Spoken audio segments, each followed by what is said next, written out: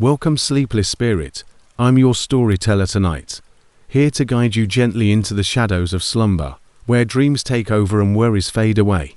Before we begin, don't forget to like this video and subscribe for more bedtime tales, whispered just for you. Let me know in the comments, where in the world are you watching from, and what time is it as you listen tonight? And if there's a story you've been longing to hear, something spooky, something comforting, tell me. I'm always listening. Now, tuck yourself in.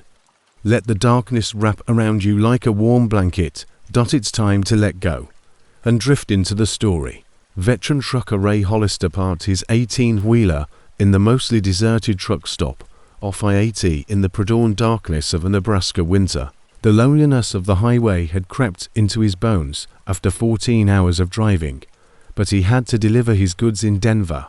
By noon the following day, he had pushed harder than normal in the hopes of outrunning the storm, because the prediction called for significant snowfall. It was a Thursday night, and the truck stop was unusually quiet. In the vast lot, there were just two other rigs parked, both silent and black. After rubbing his eyes, Ray made the decision to get coffee and then sleep for a few hours in his taxi. The icy cold struck him at a physical blow when he got out of his truck. The lights in the parking lot flickered overhead, creating odd, lengthy shadows on the paved surface. The fluorescent lights within noisily hummed in the deserted diner. Darlene, a middle-aged waitress whose name tag said she was Darlene, stood behind the counter, her face expressionless, pouring him coffee without asking. She said, "You're the third tonight," in a bland voice. They all had the same tired, hurried appearance. The other two have already departed.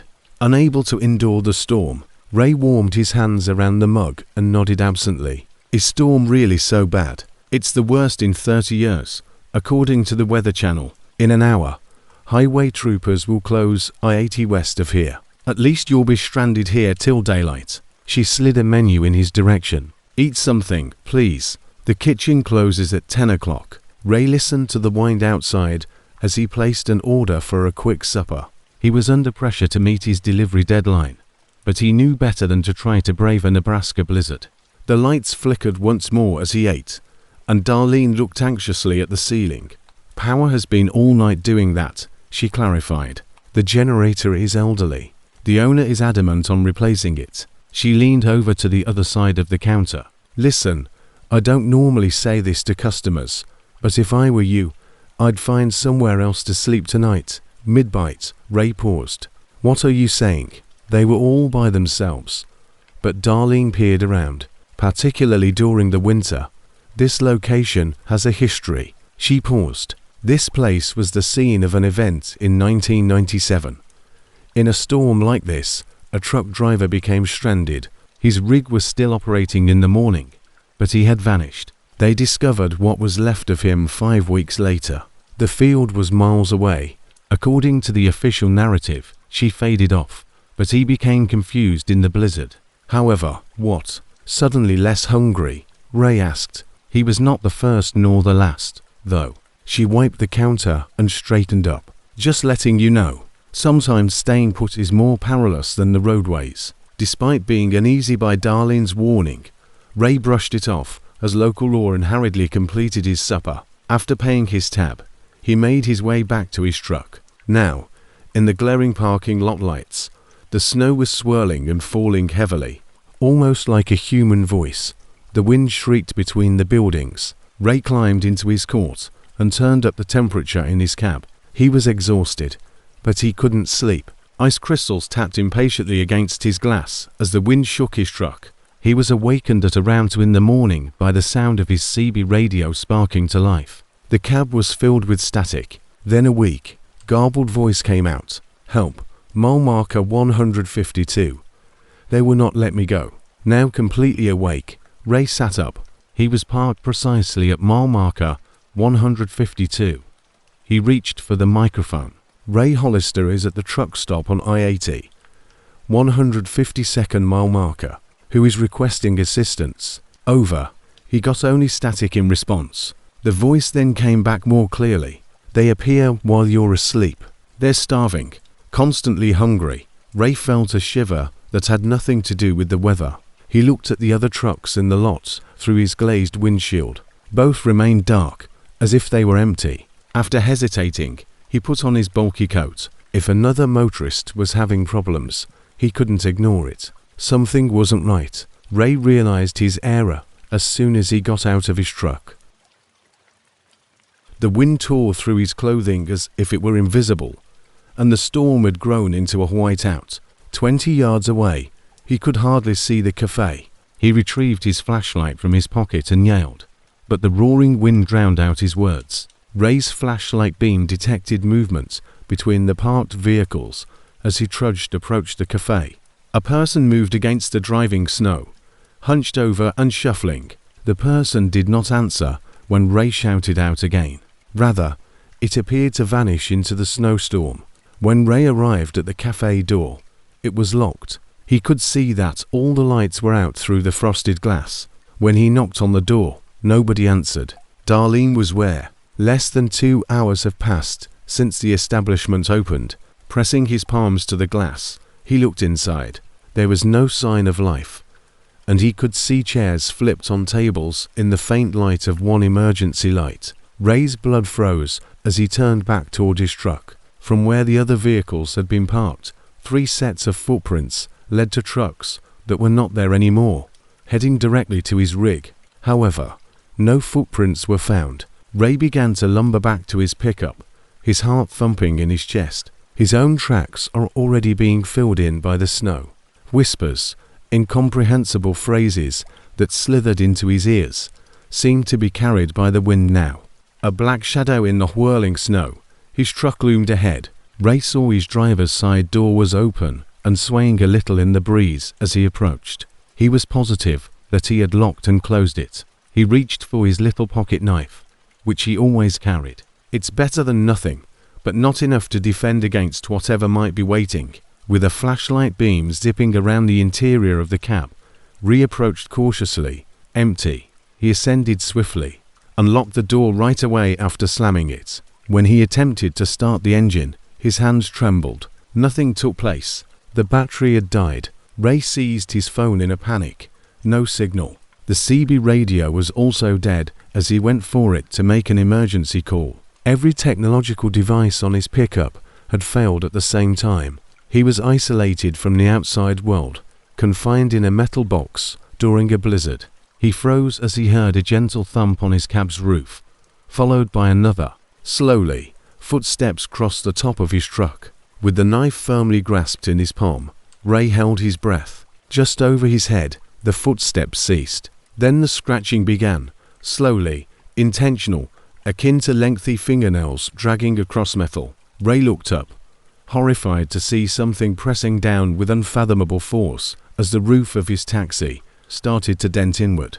His windshield developed a crack that splayed across the glass like a spider web. Snowflakes and the same whispering voice he had heard in the wind were carried by the cold air that whistled through.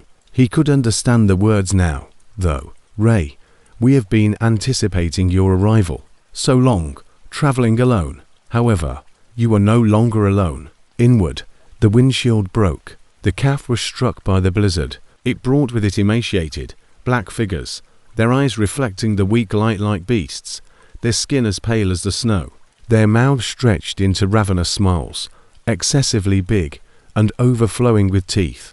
When the highway reopened 3 days later, Ray Hollister's truck was discovered. At last, the blizzard passed. The glass was smashed, the cab was empty, and there was snow inside. 2 weeks later, a farmer 5 meters distant in an open field found Ray himself. According to the official investigation, the cause of death was hypothermia and confusion during the blizzard. Patrolmen on the highway, the peculiar deep scratches on the truck's roof, and the fact that Ray's CB radio was tuned to a frequency that had not been used since 1997 were not mentioned in the report written by M. Jennings, who was the first person on the site. Additionally, he made no mention of the fact that Ray's eyes had turned absolutely white, as if he had been staring at something no man should ever have to see, and that his face was locked in a reach of dread when they discovered his body. According to the medical examiner who later quit his position and moved to Florida. Even now, truckers give that specific stop a wide berth along I-80 in Nebraska, particularly during the winter. As a caution, they tell the Ray Hollister tale on their CBS. Some claim that you can still hear Ray's voice breaking through the static during blizzards if you switch to the old emergency frequency. They appear while you're asleep. They're starving. Always. Starving. Always.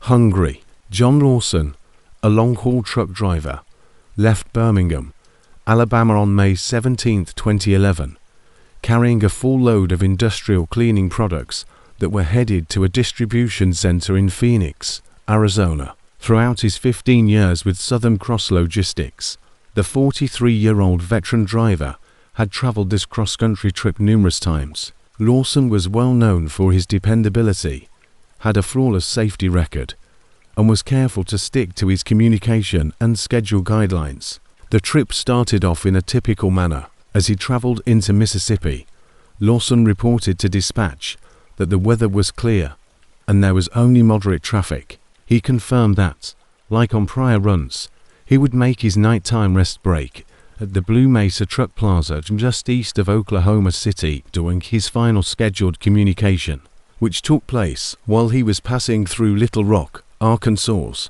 Lawson's dispatcher, Marlo Winters, was not immediately alarmed when he did not check the next morning. In several areas of western Oklahoma, cell coverage was patchy, and drivers occasionally missed check-ins due to signal failures. But at noon, 12 hours after his arrival and 4 hours after his planned departure time, Lawson was still at the Blue Mesa Truck Plaza, according to his truck's GPS tracker.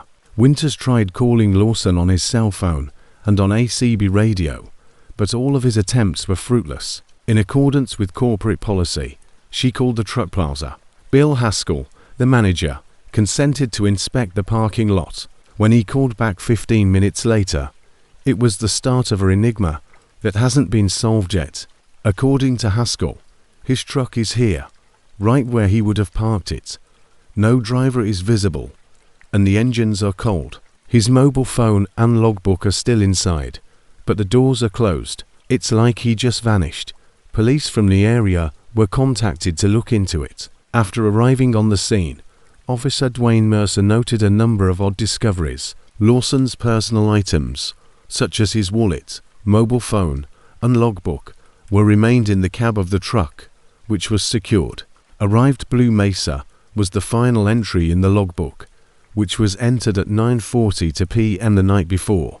There's a problem here. Safety. The rising fears were exacerbated by the camera video. At 9:38 p.m., Lawson's truck was seen on camera pulling into the plaza. 4 minutes after his logbook entry, Lawson got out of his taxi and stood next to his truck, seemingly looking about the parking lot.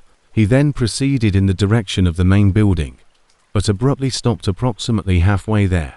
He was seen in the video turning abruptly to his left and gazing into a dark section of the parking lot that isn't protected by security cameras. About 20 seconds later, Lawson turned suddenly and strode purposefully in that direction of darkness. None of the surveillance cameras in the truck plaza ever showed him again. With the involvement of Oklahoma State Police, the investigation got more intense. After taking over the investigation, Detective Sarah Reeves directed a comprehensive search of the truck plaza and its environs. No signs of human remains were discovered by cadaver dogs. It appears that Lawson had not intended to be gone for very long because his blood pressure medicine was discovered in his truck. Following his disappearance, there was no activity in his banking records. He had been on the road at 8:14 p.m. that evening when he made a call to his wife, the last time he had used his cell phone. What researchers, the testimonies of other drivers who had been in the Blue Mesa Truck Plaza that evening were very unsettling. In the hours preceding and following Lawson's disappearance, 3 distinct truck drivers reported having strange experiences. Around 9:30 p.m., Kevin Brantley, who had parked 2 spots away from Lawson, reported to detectives that he had noticed strange lights in the forested area behind the truck plaza. In his official report, Brantley said, "Not like headlights or flashlights, more akin to white, blue pulses. It gave me the shivers, but I assumed it was electrical work. I drew my curtains and closed my doors. About 15 minutes after Lawson was last seen on camera, at around 10 p.m., Maria Fuentes, another driver, claimed to have heard what sounded like metal being shredded. She told detectives, "I peered out my window and saw nothing. The peculiar thing was that every dog in the square began howling simultaneously. In my 12 years of driving, I have never heard anything like it." The story from veteran driver Paul Davenport, who had been parked in the spot next to Lawson, was possibly the most disturbing. "I heard someone outside my truck when I was still half asleep. I grabbed my flashlight and looked out because I thought it was someone trying to break in," Davenport said. "A man was merely looking up at the other driver's window while he stood between my truck and the one across from it. He turned to face me when I shone my light on him." However, Davenport had paused at this point in his speech, clearly uneasy. His face wasn't right.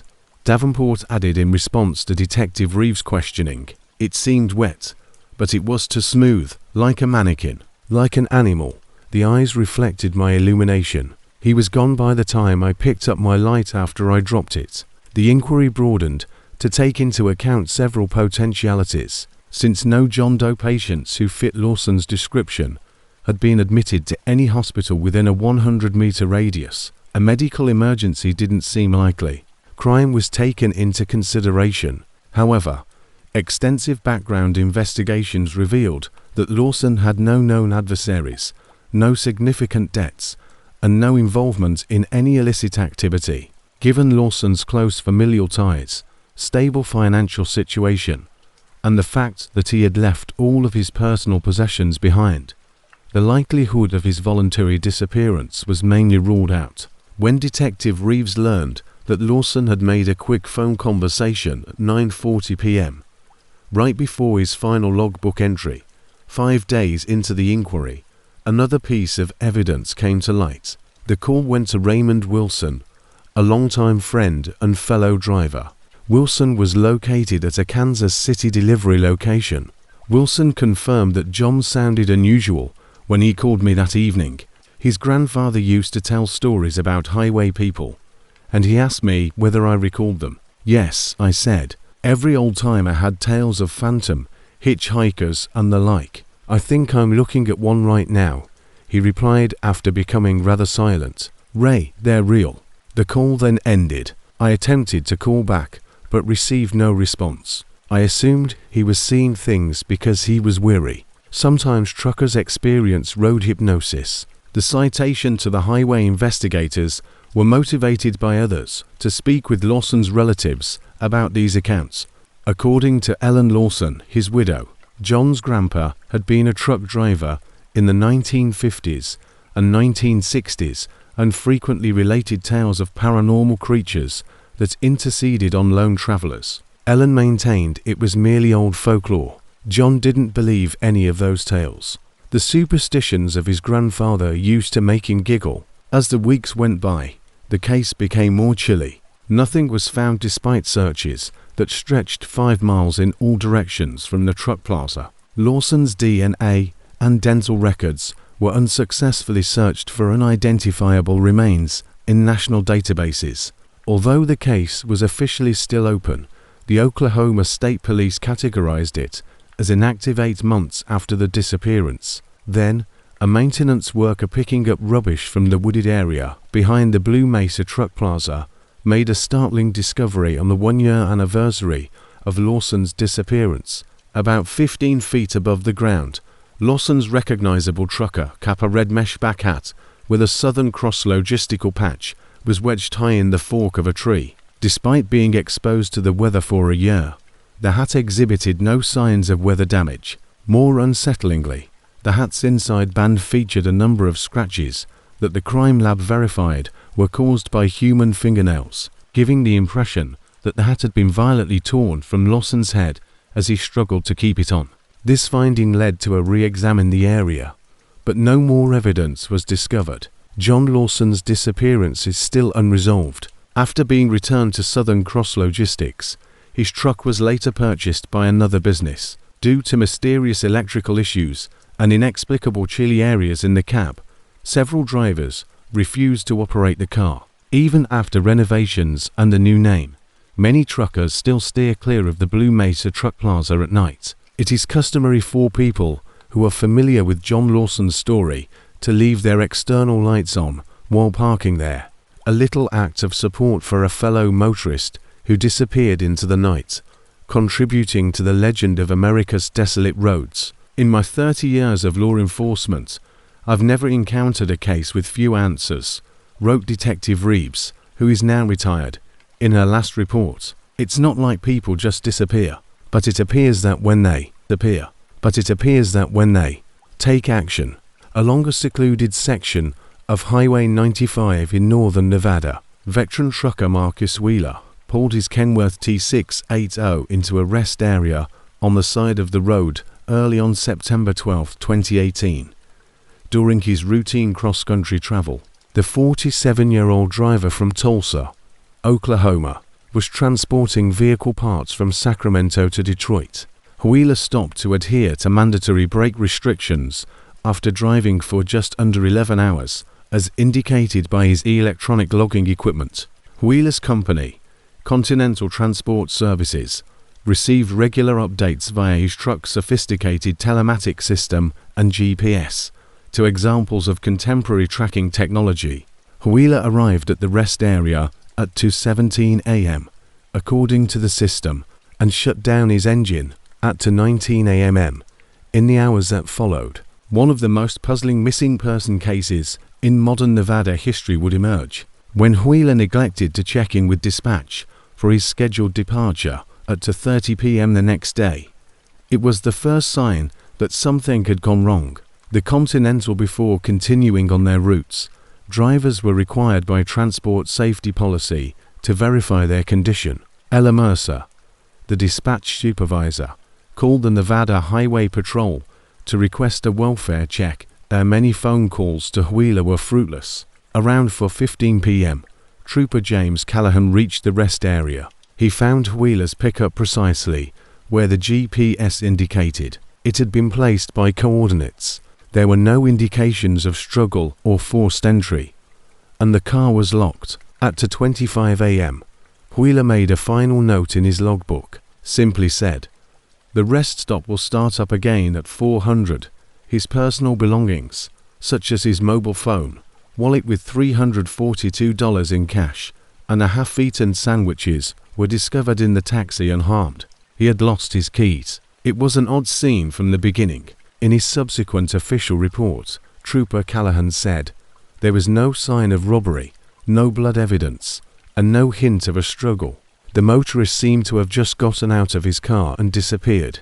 The relaxation space where Wheeler was especially remote, located on a lonely section of highway, with Winnemucca, the closest town, more than 50 miles distant. There were no permanent employees or security cameras at the site. That night, 3 more trucks had been parked at the rest area. Investigators located and spoke with all 3 drivers, according to the Department of Transportation's log sheet. Their testimonies provided odd information to the case, which is already confusing. Driving for a refrigerated goods company, Loretta Jenkins reported parking at the rest area between around 1 o'clock and 5 o'clock in the morning. Jenkins told police, "I remember the Kenworth pulling in because his light swept across my cab and woke me up. Nothing appeared strange, but my dog started barking and scratching at my door at 3 in the morning, so I woke up again. I looked outside but saw nothing.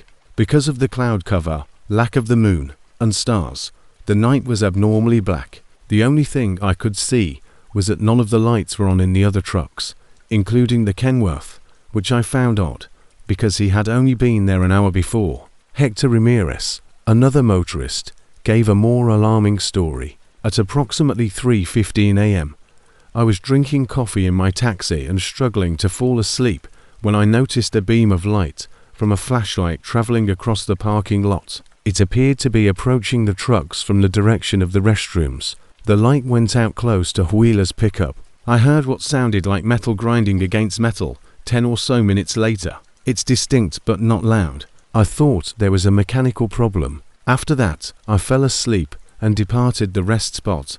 At approximately 600 A, Wheeler's truck was still there, but the driver was nowhere to be seen. Prior to Wheeler's arrival, the third driver, Martin Fraser, had left the rest spot at 11:30 p.m. the night before, although he gave investigators unique information about the region. According to Fraser, truckers have a negative opinion of that specific rest spot. For years, there's been discussion about odd encounters there, unusual sounds, electronic malfunctions, and a sense of being watched. If at all possible, most seasoned drivers steer clear of stopping there after nightfall. I wouldn't have spent the night there. I just stopped to use the restroom. A thorough search was conducted by the Nevada Highway Patrol within a 5 mm radius of the rest area. No sign of Wheeler was discovered by cadaver dogs, thermal imaging equipped helicopters, or dozens of officers on foot. Investigators were especially perplexed by the lack of footprints leading away from the rest area, because the surrounding landscape was primarily composed of fine desert sand, which should have maintained tracks. Wheeler's truck's DNA test showed yet another irregularity. Wheeler's fingerprints, which were discovered on the passenger side door handle, did not match those of anyone in the criminal database. The finding of an unknown material on the driver's seat was even more unsettling, a transparent, viscous substance that was not immediately recognized by forensic experts. Although it lacked common biological markers and human DNA, it shared characteristics with industrial silicon. I have been with the Highway Patrol for 23 years, and I have never come across a substance like that, said forensic specialist Dana Holloway. Although it contained chemical compounds that don't match any recognized commercial product, it looked like silicon sealant. When detectives obtained data from Wheeler's cell phone, the investigation took an even more bizarre turn. At 2:58 a.m., the gadget's last operated. Wheeler supposedly produced a 40-second voice recording, but he never shared it with anyone. Although there was a lot of static interference and low audio quality, Wheeler's voice could be heard clearly. Wheeler's voice is subdued and urgent on the recording. Something is observing the trucks from outside. Continues to circle, remaining just outside of my field of vision. Neither human nor beast. I will lock myself up. Following a few seconds of what sounded like severe interference, the recording ended suddenly with a sound that audio specialists described as a quick frequency shift across many bands. Patricia, Wheeler's wife of 22 years, gave investigators more background information that made the case even more complex. She disclosed that Marcus had reported strange things happening to him when he was driving at night in the weeks before to his disappearance. About 2 weeks before to his disappearance, he called me and seemed shaken. Detectives were informed by Patricia Wheeler. He said that his truck's electrical system failed when he was traveling through Nevada, causing lights to flicker and the radio to alter stations on its own. He claimed that although he felt like he was being followed, nothing was there when he paused and glanced about. He argued that there was a problem with that section of highway, even though I indicated he could be too exhausted and required additional rest. Patricia also supplied investigators with a journal her husband had kept in his truck's cab, which was not one of the things found inside. Patricia claims that approximately 3 months prior to his disappearance, Marcus had started recording odd events in the journal along his journey. The actual journal was never located. Another piece of evidence surfaced 6 days into the investigation when a Nevada Department of Transportation employee found Wheeler's trucker cap about half a mile from the rest area. There was no apparent reason why the cap was discovered at the top of a Joshua tree, almost 12 feet above the ground. There were no further Wheeler belongings discovered nearby. Researchers studying unexplained occurrences were among those who took notice of the case. Wheeler's disappearance was similar to local traditions, according to Dr. Eleanor Richards, a folklore professor at the University of Nevada, who specializes in rural mythology. In this area, there is a persistent mythology concerning what truckers refer to as the Silent Mile, a section of roadway where drivers lose time due to malfunctioning technological devices Dr. Richards clarified. Reports of strange lights and inexplicable car problems are common in these stories, which go back to the 1970s. It's important to note that the rest place where Wheeler vanished is located inside the region, typically connected to these legends. Even if I approach such accounts from a folkloric standpoint, the official inquiry stayed committed to traditional explanations. Investigators thought that Wheeler might have gotten lost in the desert, possibly from exhaustion or health problems, and died from the harsh conditions. However, this situation became less feasible due to the extensive search efforts. They looked at the potential for foul play as well.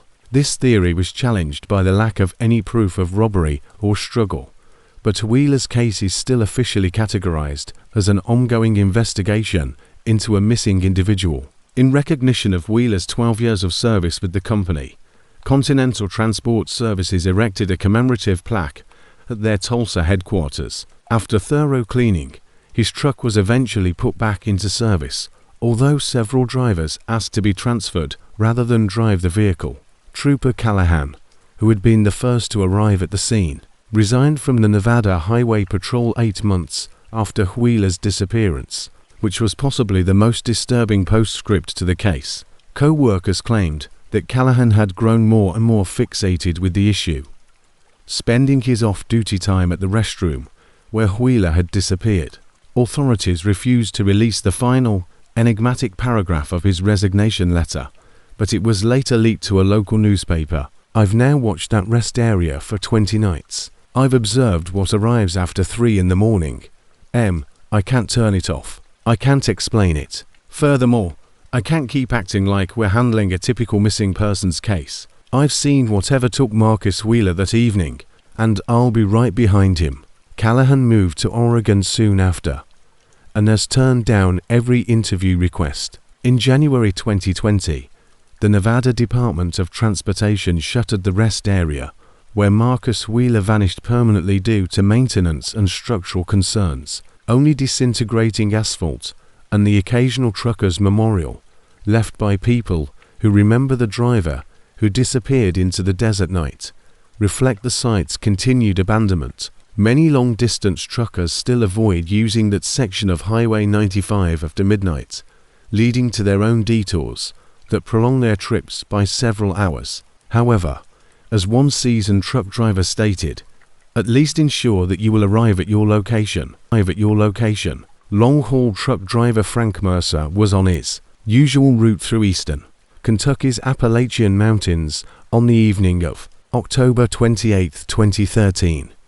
Eastern Freight Lines has employed the 51-year-old driver from Roanoke, Virginia, for more than 2 decades, renowned by his co-workers for his consistent punctuality and careful observance of safety procedures. What transpired that evening was all the more puzzling given his impeccable driving record. A consignment of home appliances was being transported by Mercer from a Cincinnati distribution hub to retail establishments in Virginia when he turned onto Kentucky State Route 17, a twisting-to-lane route that passes through one of the most remote areas of the Appalachian Mountains. He had been traveling for around 9 hours. According to his electronic logging equipment, locals just refer to it as Road 17. Mercer had checked in with dispatch 8:45 p.m. It was customary, verifying his location and anticipated time of arrival to his subsequent planned stop. Nothing out of the ordinary about the call, according to Lisa Tanner, Eastern Freight's night dispatcher. She then informed investigators that Frank sounded perfectly normal. Although there was some fog coming in, he stated there was still enough visibility. His final remarks were, "It should take an hour or so to go past the mountains if the weather remains stable."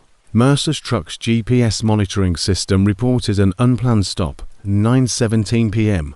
The site was roughly 23 miles down Route 17, a stretch devoid of facilities or rest stops. The truck didn't move for 6 minutes before starting up again. Mercer was known for his meticulous record keeping. Thus it was remarkable that he did not hand-log this brief stop.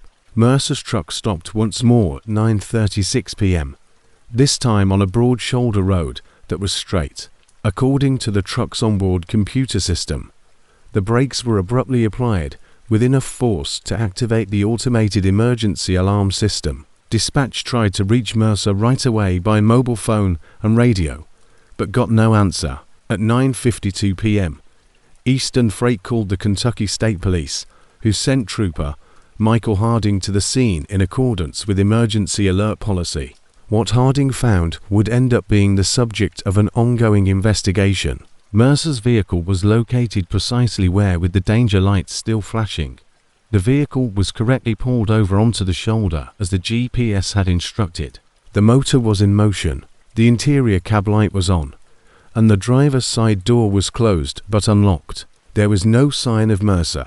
He left his logbook, wallet, and cell phone in the taxi. His coat was almost freezing outdoors, but it was still hanging on the back of the driver's seat. Trooper Harding's first report stated that the most puzzling feature of the scene was the total lack of tracks or other disturbance in the gravel shoulders around the truck. The ground was sufficiently soft to take imprints after several hours of light rain. However, there were no indications that Mercer or anybody else had left the car. He seemed to have just disappeared from the cab. Harding stated, "I've been with the state police for 12 years, and have never encountered a scene quite like this." With the arrival of more officers, the probe became more intense. The film from the truck's dash camera, which was supposed to be recording continually, terminated suddenly at 9:22 p.m. It was 14 minutes before the vehicle finally stopped. Although the audio captured what investigators described as a strange low-frequency humming noise that started about 30 seconds before the tape ended, the final frames showed nothing but an empty road ahead. Eastern Freight technical experts verified that the video system had been manually turned off rather than malfunctioning, entering a code that was only known to the driver, and the business was necessary for this action. Management, a protection mechanism intended to stop manipulation. Forensic technicians discovered no signs of violence or struggle inside the cab. They did find anything odd on the windshield, though. On the interior glass, there were a number of marks that seemed to have been created by human fingers moving across the surface. Mercer made the markings, as evidenced by analysis showing traces of his DNA in them. The design implied desperate, frenetic motions. When police examined video from a highway maintenance camera about 2 miles prior to where Mercer's truck made its last stop, the inquiry took an even more perplexing turn. At 9:31 p.m., the truck was seen passing at regular speed on the poor black and white video. A detailed analysis of the video, however, showed a disparity. The visual quality was so bad that it looked like there were two persons in the illuminated cab instead of just one. Investigators were unable to identify the second figure or ascertain its nature with certainty. Investigators spoke with locals who lived close to Road 17 as the hunt for Mercer grew. The disappearance was given unsettling context by a number of sources. On the night in question, Eleanor Whitaker, a local resident whose farmhouse was about a quarter of a mile away from the location of Mercer's truck, observed strange happenings. Around 9:30, my phone line died and all of the electricity in my house flickered. That happens sometimes during storms, but the weather wasn't bad enough for that, the 72-year-old woman said. My dogs were what frightened me the most. My 3 hounds will bark at anything in motion, and now they were all howling. Dogs emit that melancholy wail when they're afraid, but not barking. It would be over 10 minutes before they stopped. Never in my entire life have I heard them continue in that manner. James Holman, a local who worked the night shift at a mining company 5 miles away from the incident, said he saw strange celestial lights during the period when Mercer vanished. Holman argued that these weren't airplane lights. These were several blue-white lights that pulsed, moving too quickly and too randomly. This wasn't like the many helicopters and airplanes I've seen out here. The declaration from Calvin Tucker, a retired truck driver who worked for Eastern Freight until 2010, was arguably the most important. After learning about Mercer's disappearance on the news, Tucker got in touch with detectives 3 weeks before to his disappearance, Frank called me. Tucker said he wanted to ask me about Road 17 even though we hadn't spoken in months. Frank was aware of my odd experiences during the 15 years I spent driving that route. Tucker claimed that Mercer had been having strange experiences on his most recent visits to the region. He said that voices speaking what sounded like reversed English would be picked up by his radio. His lights would suddenly go out of commission while he was driving that distance. Twice, without any reason, his engine had stopped down entirely and then restarted a little while later. I had to respond in the affirmative when he inquired if I had ever had any similar experiences. The majority of drivers who rode 17 has anecdotes from frequent travelers. That explains why there are so many trash night runs there. For 3 weeks, teams searched the densely forested mountainous area around Road 17 in an effort to find Frank Mercer. No traces were found despite the use of cadaver dogs, thermal imaging technology, and dozens of volunteers. Mercer seems to have utterly disappeared from the planet. The sole extra-physical evidence was retrieved 2 months after the disappearance, when a hiker discovered Mercer's eastern freight cap lodged in a tree's branches about 30 feet above the ground, about half a mile from the location where his truck had been left. Even after months of exposure to the weather, the cap exhibited no signs of wearing or deterioration.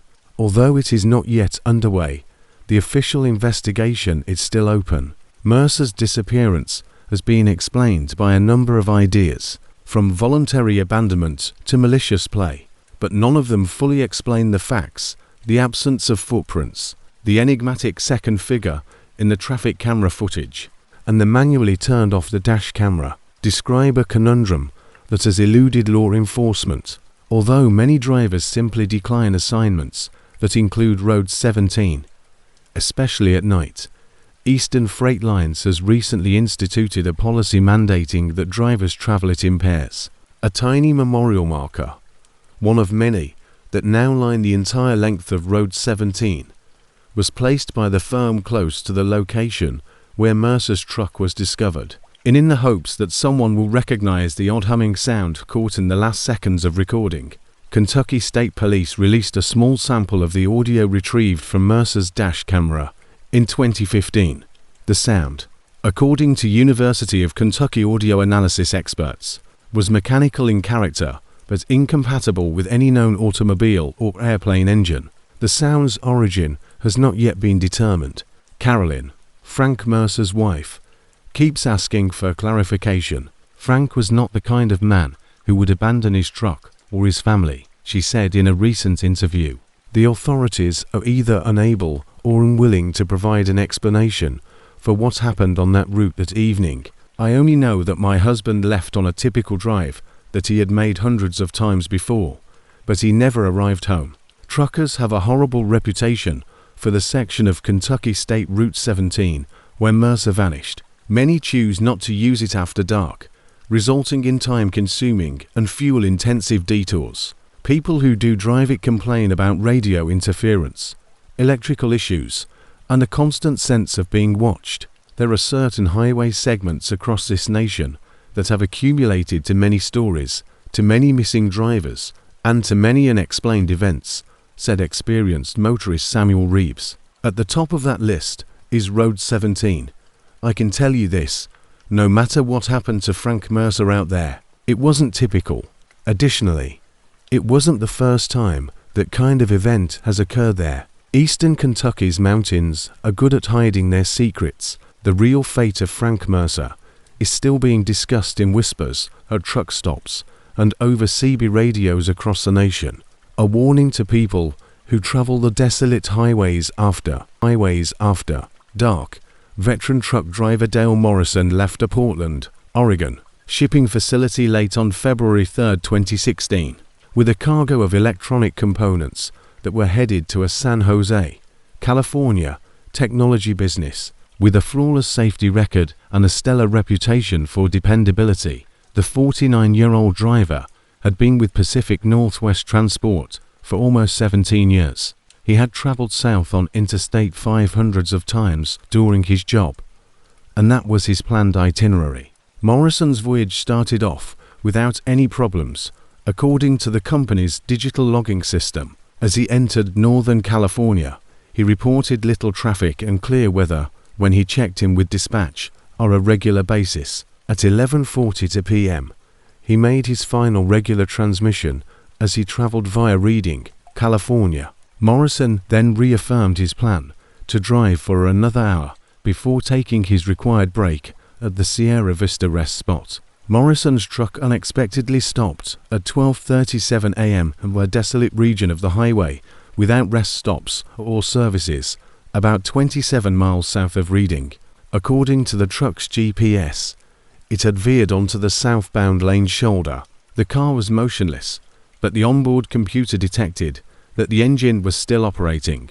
Following policy, dispatch supervisor Heather Landon tried to reach Morrison via a mobile phone and the truck's integrated communication system when he did not reply to regular check-in attempts. Landon called the California Highway Patrol to seek a welfare check on the motorist after 20 minutes passed with no response. At 1:18 a.m., Officer Raymond Vasquez arrived at the scene to discover a sight that would confound investigators for years to come. Morrison's truck was parked correctly on the shoulder, with its hazard lights on, just as the GPS had indicated.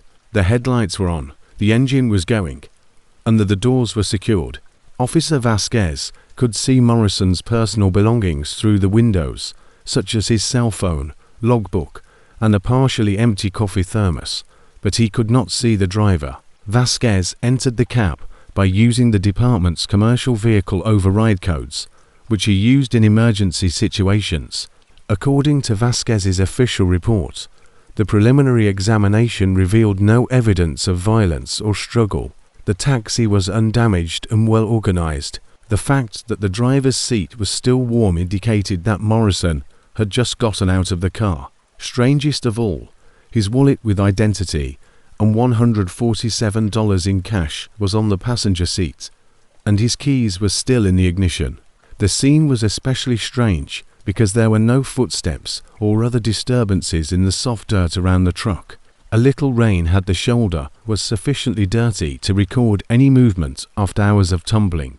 However, there were no tracks that led off the car. 3 minutes prior to the truck coming to a stop, at 12:34 a.m., the dash camera, which was mandated by company policy to be in operation at all times, had been manually disabled. The mystery grew more complex as investigators looked over Morrison's electronic logbook. The note in his last entry, which was made at 12:33 a.m., was noticeably unusual for the meticulous driver. Alert for weight distribution, shifting of load. We'll look into it.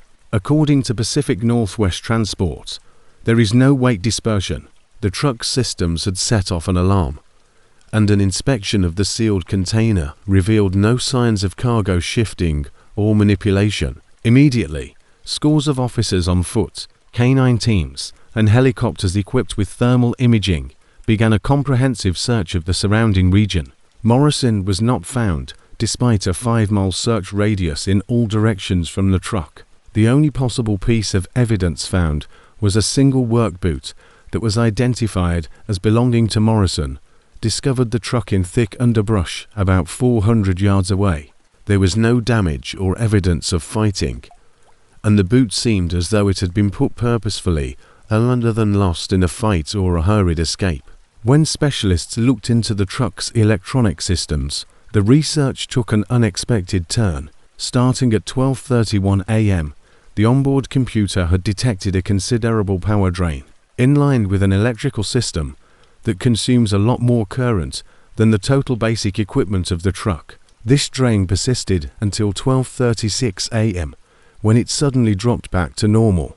The vehicle manufacturer's engineers were unable to find any mechanical issue that could account for this irregularity. The audio recovered from the truck's hands-free communication device was more unsettling.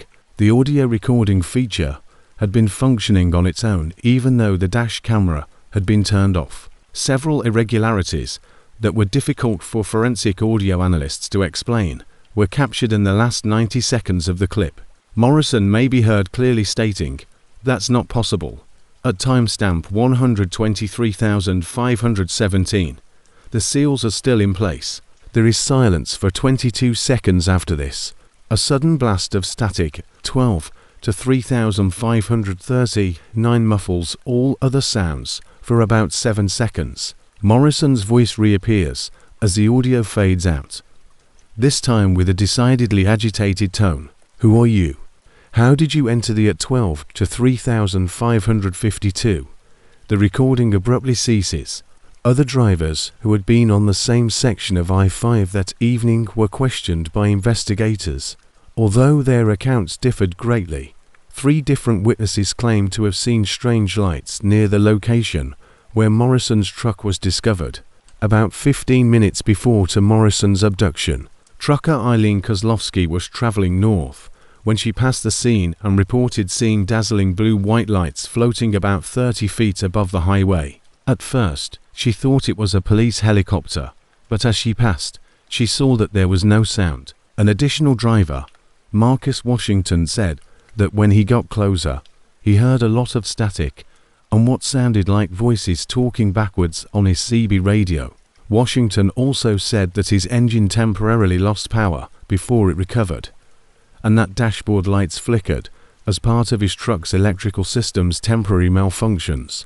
Kevin Lamar, who passed Morrison's pickup on the roadside at around 12:40 a.m., minutes after the disappearance, provided what may have been the most important testimony. "I thought another driver might need help, so I slowed down when I saw the hazards flashing," Lamar said. "I looked over as I went by, and it was obvious that the cab was empty.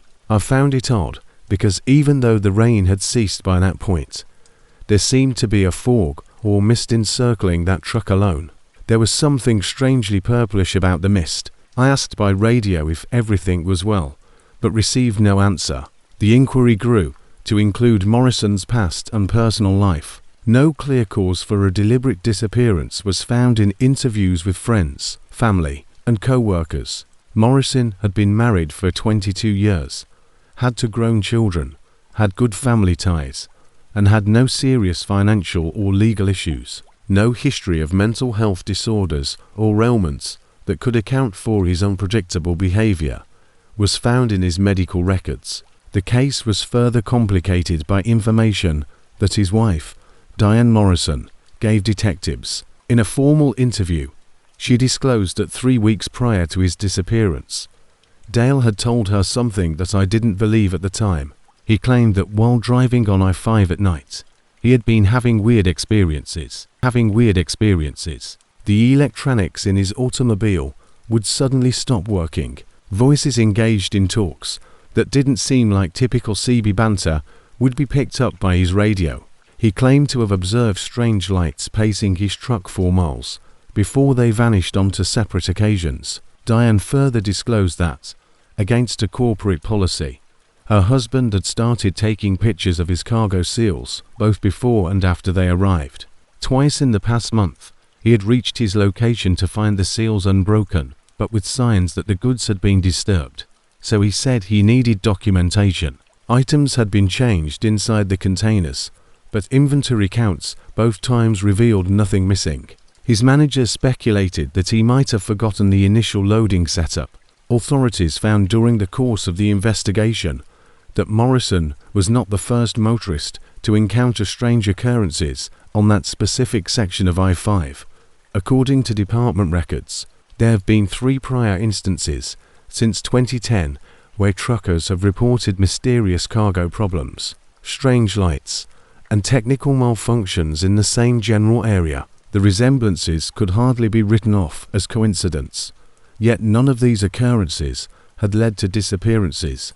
A forestry worker spotted Morrison's Pacific Northwest Transport identification badge in a clearing about 3 miles from the location where his truck was found 6 months after he vanished. Despite spending 6 months outside, the badge showed no signs of exposure or weathering damage. Even stranger was the fact that it was discovered carefully atop a flat rock, perhaps set there to be found. Despite being dormant, the lawsuit is still formally open. Although Dale Morrison is still listed as missing, many people, including some investigators, are skeptical that traditional explanations will ever be sufficient given the circumstances surrounding his disappearance.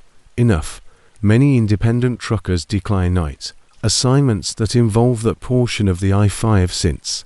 Pacific Northwest Transport has since instituted a policy mandating drivers to travel through it in pairs. Near the location of Morrison's truck, at mile marker 687, the firm erected a tiny memorial marker. It has a plain inscription on it regarding Dale Morrison and everyone else who drives alone on these roads at night. Although no one has ever seen who sets them there, local truckers say that fresh flowers frequently appear at the signpost. After a thorough mechanical examination and electrical system replacement, Morrison's vehicle was eventually put back into operation. Nonetheless, 3 distinct drivers reported encountering radio interference, mysterious electrical issues, and a lingering sense of being watched while driving. The truck was eventually sold to an out-of-state buyer by the corporation. In his concluding case notes, senior investigator James Harmon, who oversaw the Morrison case for 2 years prior to his retirement, provided a gloomy analysis. "I've been in law enforcement for 30 years, and I've seen a lot of unexplained disappearances. Most eventually give way to rational justification. The Morrison case is unique. The audio recording, the technological anomalies, and the total lack of physical proof all point to something that happened on that highway that defies common sense. I personally believe that whatever happened to Dale Morrison that night is outside the scope of our existing investigative frameworks, so I leave this case officially unresolved." Truckers who are driving I-5 through Northern California still tell Morrison's story as a warning. Many motorists won't stop along their remote place, especially in cases of emergency, preferring to move on to areas with a higher population density. The trucking community refers to this portion as the vanishing mile, and as drivers pass through it, CB radio channels frequently go silent, especially in the late hours of the night, when Dale Morrison met whatever fate he now faces. Justification. Veteran truck driver Trevor Simmons set out on a journey on July 8, 2019. What ought to have been a standard delivery from Salt Lake City, Utah to Phoenix, Arizona. Having worked for Continental Shipping for almost 10 years, the 38-year-old driver had a stellar safety record and a stellar reputation for punctuality. He had made the trip dozens of times during his work, and his planned route would take him north along Interstate 15 through the isolated desert regions of southern Utah and northern Arizona. Simmons left the Phoenix distribution center at 2:15 p.m., according on the tracking information provided by Continental Shipping, with a ton of consumer gadgets in packaging. The load weight of 17.4 tons, which was far within the permissible limit for his vehicle class, was reported on the manifest. Simmons reported no problems as he crossed into Utah and completed his mandatory check-ins with dispatch throughout the afternoon. At 7:42 p.m., he made his final regular communication as he went through around 250 miles into his adventure. He arrived at Cedar City, Utah, during this last check-in. Simmons informed dispatcher Rachel Winters that everything was going smoothly. "If nothing changes, the weather is clear, the traffic is minimal, and we should arrive in Salt Lake by midnight." Although Winters would subsequently observe that Simmons sounded a little more exhausted than normal, dispatch logs show nothing out of the ordinary about this exchange. 8:37 p.m. An unforeseen detour in Simmons Road was detected by Continental's monitoring system. His pickup pulled off Interstate 15 at a far-off exit that only led to Desert Valley Road, a lonely 2-lane road that connects a few tiny farms and an abandoned mine. He had no intention of leaving the freeway, and this diversion was not part of his intended trip. As the vehicle went on for over 20 minutes, dispatch tried to get in touch with Simmons to get clarity along this side route. There was no reaction to these attempts. Continental Shipping attempted, without success, to contact Simmons via a variety of channels, including the truck's integrated communications system, radio, and mobile phone. In accordance with company policy for unforeseen deviations, the truck's GPS indicated that it had completely stopped at 9:14 p.m. Desert Valley Road, is around 17 miles long. Data from the onboard diagnostic system showed that although the car remained motionless, the engine was still operating. At 9:30 p.m., Continental Shipping called the Utah Highway Patrol to request an emergency welfare check, though the repeated attempts to contact Simmons were unsuccessful. When Trooper Daniel Blackwood got there at 10:08 p.m., one of Utah's most puzzling missing persons investigations would center on what he found. With its danger lights blinking and its engine running smoothly, Simmons' truck was parked neatly on the shoulder of the road. No indications of an accident or mechanical breakdown were present. Trooper Blackwood could see through the windows and through the locked doors. Simmons' logbook was open on the passenger seat, and his mobile phone was on the dashboard. The driver himself was nowhere to be seen. Blackwood entered the car using emergency override procedures. During his preliminary examination, he discovered a number of oddities, which he recorded in his report. There was no sign of violence or fight, and the cab interior was undisturbed. There were the driver's personal belongings, identity, mobile phone, wallet with $127 in it, and an insulated coffee mug that was still warm to the touch. Most remarkably, the engine was still running and the keys were still in the ignition. When Blackwood looked into the truck's computerized logging system, he made the most unsettling discovery. Simmons made his last manual input at 8:34 p.m. just read, "There is a problem with the load. Gaining weight. I must check." At 8:52 p.m., an automated system alert followed, weighing the cargo distribution notification that the load has changed significantly. Upon examining the trailer, Blackwood discovered that the cargo doors were safely sealed and that the business seals were still in place. A cursory examination of the surrounding region by highway enforcement personnel added to the mystery. They discovered no tracks heading away from the car, even though the dry, dusty ground should have kept footsteps. The dry earth was barely disturbed by an odd circular design centered around the truck's trailer, about 20 feet in diameter. Later, forensic experts would characterize this pattern as being in line with a strong downward pressure that squeezed the earth above and above the typical distribution of vehicle weight. Authorities took the contents of the trailer in for analysis as the hunt for Simmons grew.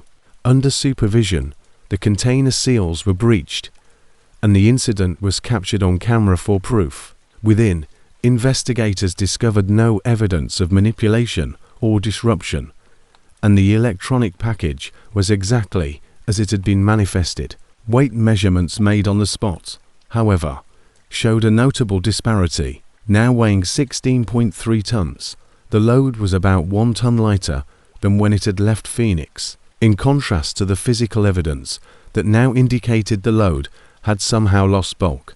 Continental Shipping verified that the truck's computerized weight sensors had registered a constantly growing weight during the trip. This inconsistency could not be explained by technical specialists. The inquiry took on when officials examined data from the truck's numerous technological systems. Things took an even more perplexing turn. According to the onboard computer, the truck encountered many electrical anomalies between 8:37 and 9:14 p.m., including power fluctuations, GPS coordinate hopping, and dashboard instrument problems. Most notably, starting at 8:40 p.m., the truck's weight distribution sensors had detected a steady rise in cargo weight. The dash camera, which should have been filming constantly, included footage that ceased suddenly at 8:36 p.m., 1 minute before Simmons' scheduled time. Even though there is no physical explanation for this anomaly, veered from his path. The last shots displayed typical highway traffic, with no signs of panic or strange activity, prior to a low-frequency buzzing that started at 8:35 p.m. and progressively increased in amplitude until the recording ended. Audio examination of the cab recording devices showed only normal engine noise. Other drivers who had been on Interstate 15 that night were questioned by investigators. Simmons' vehicle was seen by two truckers just before it pulled off the freeway. Both reported noticing strange lighting surrounding the trailer. "It wasn't like normal running lights," said Daniel Friedman, a Midwest Express driver who had been about 0.5 miles behind Simmons. A sort of bluish radiance emanated from beneath the trailer. "I reasoned that his undercarriage lighting system might be experiencing electrical issues." Even more strange testimony was given by independent hauler Sophia Reyes, another witness. "Around 8:30, I drove north past Simmons. I was drawn to the way his trailer appeared to be traveling abnormally low, as if it were carrying the maximum weight possible or more. The odd thing is that I seem to recall thinking the tractor unit appeared to be straining, as if something were pulling it back. I've driven for 20 years, and I've never seen a rig move like that." The inquiry was broadened to take Simmons's mental health and personal history into account. Family, co-workers, and his doctor were interviewed, and the results showed no alarming patterns. Simmons had no prior history of substance misuse, mental illness, or financial difficulties. He had recently received a performance bonus at Continental, had been married for 12 years, had 2 children, and had maintained close family ties. No signs of disappearance or personal anguish were present. Investigators received information from Simmons' wife, Andrea, that gave the investigation a new angle. She told detectives that 2 weeks before to his disappearance, Trevor had told them about an unusual incident that occurred while traveling through Utah. He claimed to have encountered what he referred to as a dead zone on I-15, where both his phone and radio lost signal at the same time. He claimed that the truck felt different, heavier, and more difficult to steer in this dead zone. He informed me that it took roughly 10 minutes for things to get back to normal. He informed his boss about it, but was informed that it was most likely just a communication tower failure that happened to coincide with some poor road conditions. After this incident, Andrea also disclosed that her husband started bringing a personal tape recorder on his drives. She clarified that he wanted record in case it occurred again. Among the personal belongings discovered in the truck was not this recorder.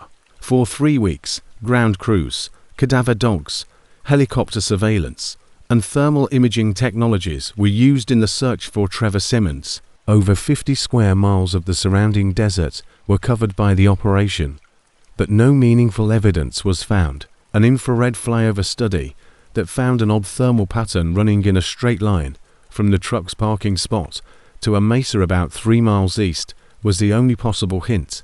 There was no geological or botanical explanation for this pattern, which revealed noticeably lower ground temperatures along a corridor that was roughly 10 feet wide. At the base of the mesa that displayed the thermal anomaly, a recreational hiker found Simmons' Continental Shipping identification badge 6 months after he vanished. Despite being exposed to severe desert conditions for months, the emblem showed no signs of wear or environmental degradation. The finding that the badge's magnetic strip had been totally demagnetized, and that the plastic laminate showed microscopic fracture patterns that were compatible with exposure to extreme pressure was further unsettling. The matter is still pending, formally designated as an ongoing investigation into a missing person. Since then, Continental Shipping has made it mandatory for truckers to use that portion of Interstate 15 in pairs, especially at night. In order to avoid similar communication failures, the business also upgraded their fleet with improved tracking and communication technologies that operate on numerous frequency bands simultaneously. Before being put back into service, Trevor Simmons' vehicle had a comprehensive inspection by several different engineering organizations.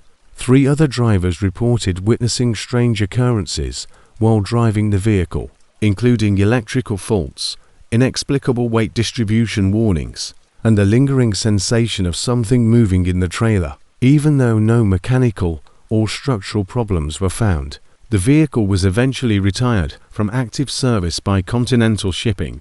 The area of Desert Valley Road, where Simmons vanished, is now considered a landmark or makeup. Certain truck drivers take diversions, especially to others choose off jobs that would take them anywhere close to the region. while others choose to drive past the site. In addition to people leaving memorial items for the missing driver, locals say the site sometimes draws scholars studying mysterious events. Perhaps the most provocative analysis was provided by Dr. Eleanor Richards, a physicist from the University of Utah, who studied the soil compression patterns during the study. Physical evidence found at the scene points to unexplainable forces at work. By standard environmental or mechanical conditions, the trailer weight disparity, the compression pattern, and the heat anomaly all suggest that something was operating outside of our normal physical parameters. I can say with scientific confidence that whatever happened that night involves energy transfers and gravitational anomalies that require more investigation.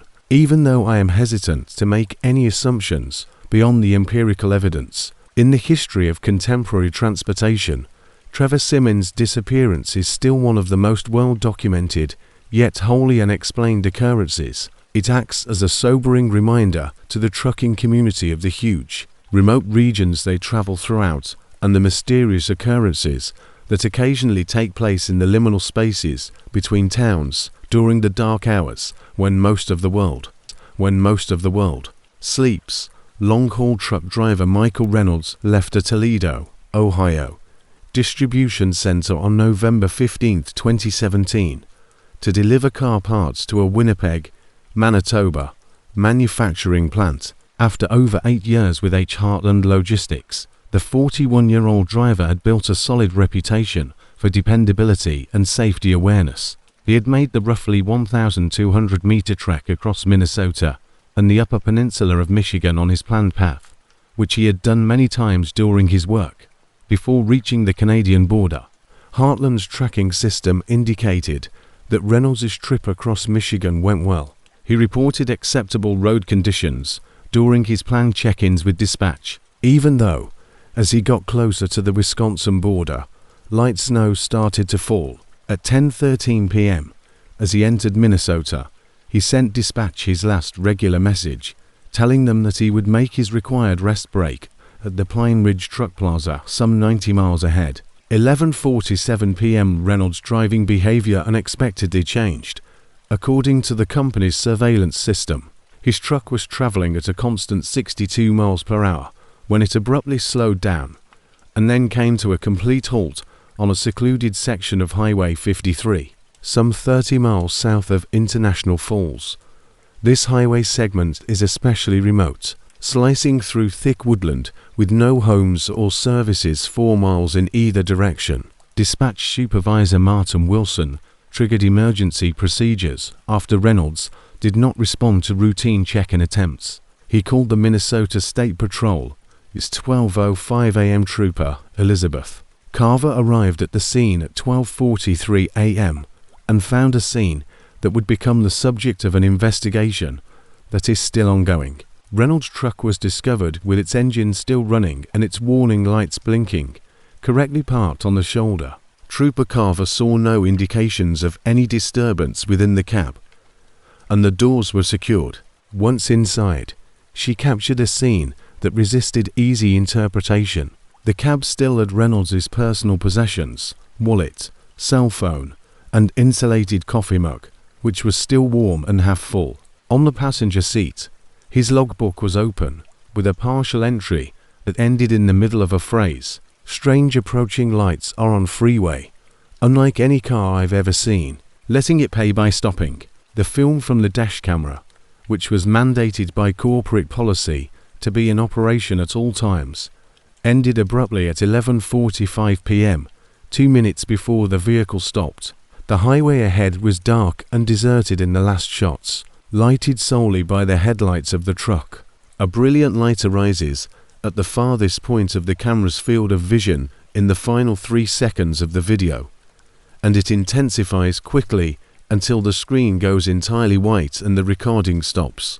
The state of the truck's windshield was the most puzzling feature of the scene.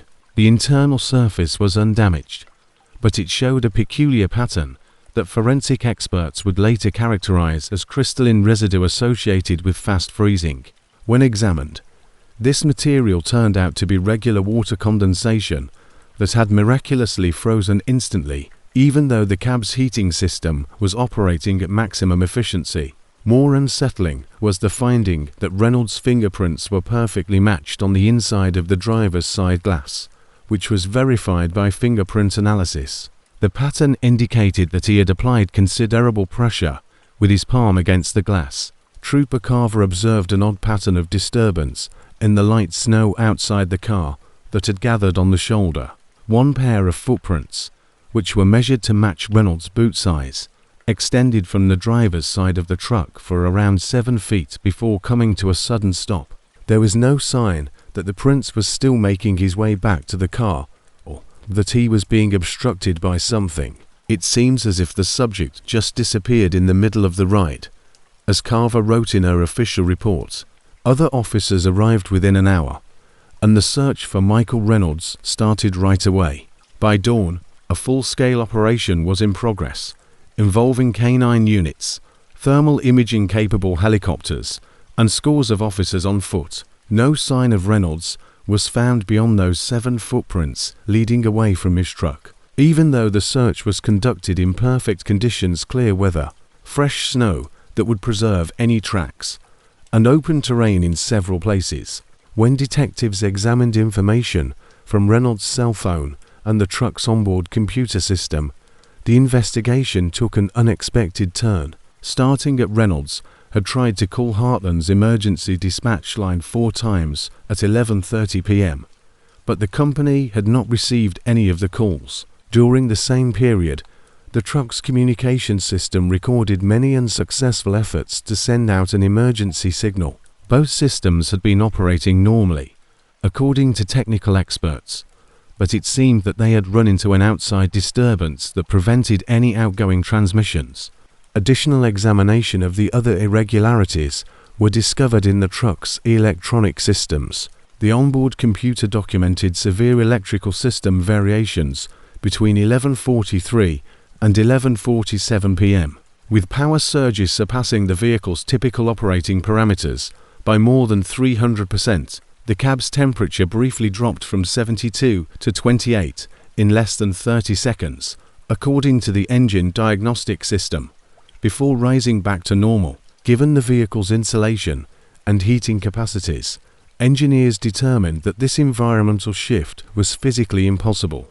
Other drivers who had been on Highway 53 that evening were questioned by investigators. In the area where Reynolds vanished, 2 witnesses claimed to have seen strange activity. At 11:40 p.m., Carolyn Murray, a southbound driver, reported passing a Reynolds truck that was traveling north. What caught my attention was a bright light that seemed to be following his truck at a distance, Murray said. I initially believed it to be another car with its high beams on. However, the light was too white, almost blue-white anti-focused, like and LED at its greatest intensity. It also didn't move like a typical car. At the same distance behind him, it appeared to sway slightly from side to side. Thomas Blackwood, another witness, had been driving about 2 meters behind Reynolds. I spotted what appeared to be lightning ahead at about 11:45, but it was concentrated in one area on the roadway. That night, there was no storm. The sky was clear with a little snow. I had to protect my eyes from this intense brightness. Up ahead, I could see warning lights on the shoulder when my vision returned.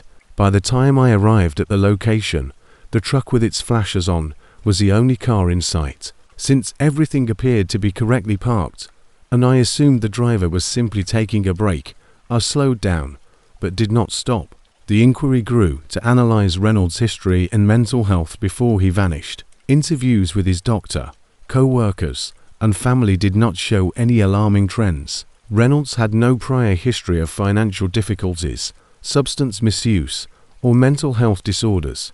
He was said to be content with his career, financially secure, and happily married with 3 kids. No signs of disappearance or personal anguish were present. Investigators received information from his wife, Jennifer Reynolds, that gave the case more context. Mike told me of an odd incident that occurred on his Minnesota route 3 weeks before to his disappearance, which she reported to investigators. He claimed to have observed strange lights on the highway that didn't belong to any known car. He said their movements were too fluid, and they were too brilliant. He informed his boss about it, but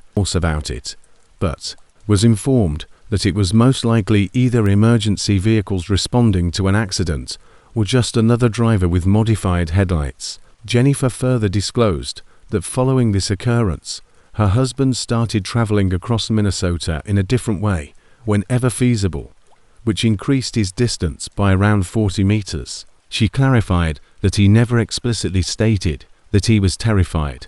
Although Mike wasn't that kind of person, he did say that the lights made him uneasy, and that he would rather stay off that section of the highway whenever possible. He had to drive Highway 53 the night he vanished, since his other route was blocked by road construction. After 4 weeks, the search for Michael Reynolds was reduced to sporadic patrols and investigation follow-ups. Not a single other physical piece of evidence was found during this time. A forestry worker discovered Reynolds' Heartland Logistics cap hanging from a tree branch about 12 feet above the ground, over 3 miles from where his truck had been abandoned, 2 months after he vanished. That was the only development. Despite spending a Minnesota winter outside, the cap displayed no signs of exposure or weather damage. Officially, the case is still listed as an open inquiry into a missing person. Heartland Logistics has instituted a regulation mandating that truckers traverse that portion of Highway 53 in pairs, especially at night. Additionally, the business equipped their fleet with improved communication systems that use numerous frequencies at once to avoid comparable signal blocking. Before being put back into service, Reynolds' truck was thoroughly inspected by forensic technicians, electrical experts, and mechanical engineers. Although no mechanical or structural problems were found, 2 later drivers complained of electrical problems and mysterious chilly areas when driving the car. After deleting all identifying numbers and repainting the truck, Heartland eventually withdrew it from their fleet and sent it to a technical institution for training purposes. Among truckers, the section of Highway 53 where Reynolds vanished has developed a reputation, and many of them turn off jobs that would require them to travel that road after nightfall.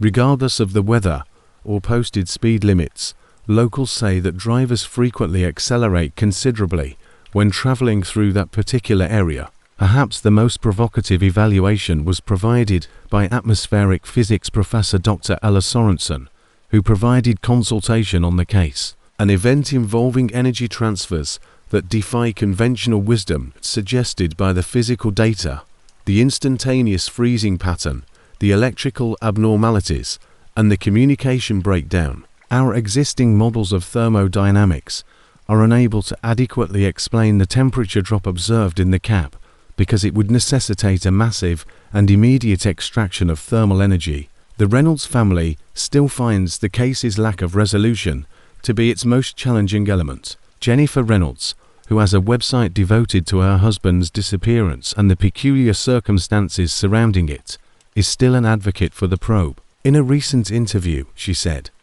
"Someone knows something. I think there are answers out there. Whether it comes from someone with specific knowledge of these phenomena on remote roadways or from another vehicle who witnessed something that night. Mike's experience wasn't a traditional disappearance, and we won't use traditional methods to locate him." In the current trucking industry, Michael Reynolds' disappearance is one of the most well-documented but wholly unexplained occurrences. It is a sobering reminder of the mysterious phenomena that often interrupt the daily routines of individuals who earn their living by traveling America's remote roadways in the dead of night, especially through the northern forests of Minnesota. Nowadays, a lot of drivers complain keeping their own dash cams, apart from the company's equipment, in the hopes of catching a glimpse of the enigmatic lights in case they reappear on Highway 53. Samuel Corbin, a professional truck driver, left a distribution facility in Billings, Montana, on March 21, 2020, with a load of medical supplies that were headed to hospitals in Seattle, Washington. Throughout his more than 16 years of employment with Westland Transport, the 52-year-old driver had an impeccable safety record. His intended path would take him via Interstate 90, which he had traversed hundreds of times without any problems, across the northern Rocky Mountains. Corbin's voyage continued, as usual, into the afternoon, according to Westland's digital tracking system. As he approached the Idaho border, he reported acceptable road conditions, despite intermittent rain, and he made his planned check-ins with dispatch. At 8:42 p.m., his last regular communication was place M, as he drove through Coeur d'Alene, Idaho, where he reaffirmed his plan to drive 2 more hours before taking his required break at the Cascade View rest area. Corbin's pickup abruptly veered off Interstate 90 at 10:17 p.m., taking exit 34 into a secondary road that headed into a secluded wooded area. Westland's monitoring system automatically raised an alarm, the result of this unforeseen detour. Dispatch tried to get in touch with Corbin to get clarity, but they got no answer via the truck's integrated system, his business cell phone, or the CB radio. At 10:31 p.m., Dispatch Supervisor Teresa Langley called the Washington State Patrol in accordance with policy for inexplicable deviations. Trooper James Wilson arrived at the scene at 11:08 p.m., after being sent to conduct an investigation. One of Washington's most perplexing missing persons cases would center on what he found. About 7 miles away from the highway exit, Corbin's truck was discovered safely parked on a broad shoulder. The danger lights were on, the headlights were on, and the engine was still going. Trooper Wilson could detect no signs of disturbance within the cab, and the doors were shut. Once inside, he captured a scene that defied easy interpretation. The cab still held Corbin's personal things: logbook, corporate mobile phone, wallet with identification, and $216 in cash. A coffee thermos remained warm to the touch. At 10:12 p.m., the last entry was recorded in the logbook. There was only one line in M. A strange radio transmission is coming.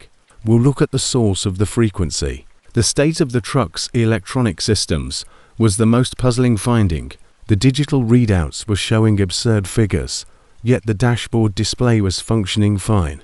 The clock was frozen at 10:17 p.m., spinning back and forth between 10:16 and 10:18 continually, and the external temperature gauge read even though the real temperature was about 45. According to Trooper Wilson's report, the truck's CV radio was continuously generating a low-frequency tone that was unlike any radio interference he had experienced in his 15 years of service. The film from the dash camera, which was mandated by company policy to be in operation at all times, ceased abruptly at 10:15 p.m. The truck had left the freeway 2 minutes prior. The audio segment recorded an odd sequence, but the last frames depicted typical highway traffic. There was a sudden burst of static, then the sound of a very low-frequency human voice. Later analysis of this clip by audio experts would reveal that it was a human voice speaking at about 30% of its typical pace, making the words understandable in real time. Trooper Wilson found one pair of footprints outside the car that led from the driver's side door into the woods. After being verified to be Corbin's work boots, the prints moved about 30 feet away from the truck before abruptly vanishing at the foot of a large cedar tree. There was no sign that the prints had continued, even though the dirt had been saturated by the gentle rain and should have retained any footprints, shifting course or becoming masked by outside influences. Other officers arrived within an hour, and the search for Samuel Corbin started right once. By daybreak, a full-scale operation was in progress, involving K-9 units, thermal imaging-capable helicopters, and scores of officers and volunteers on foot.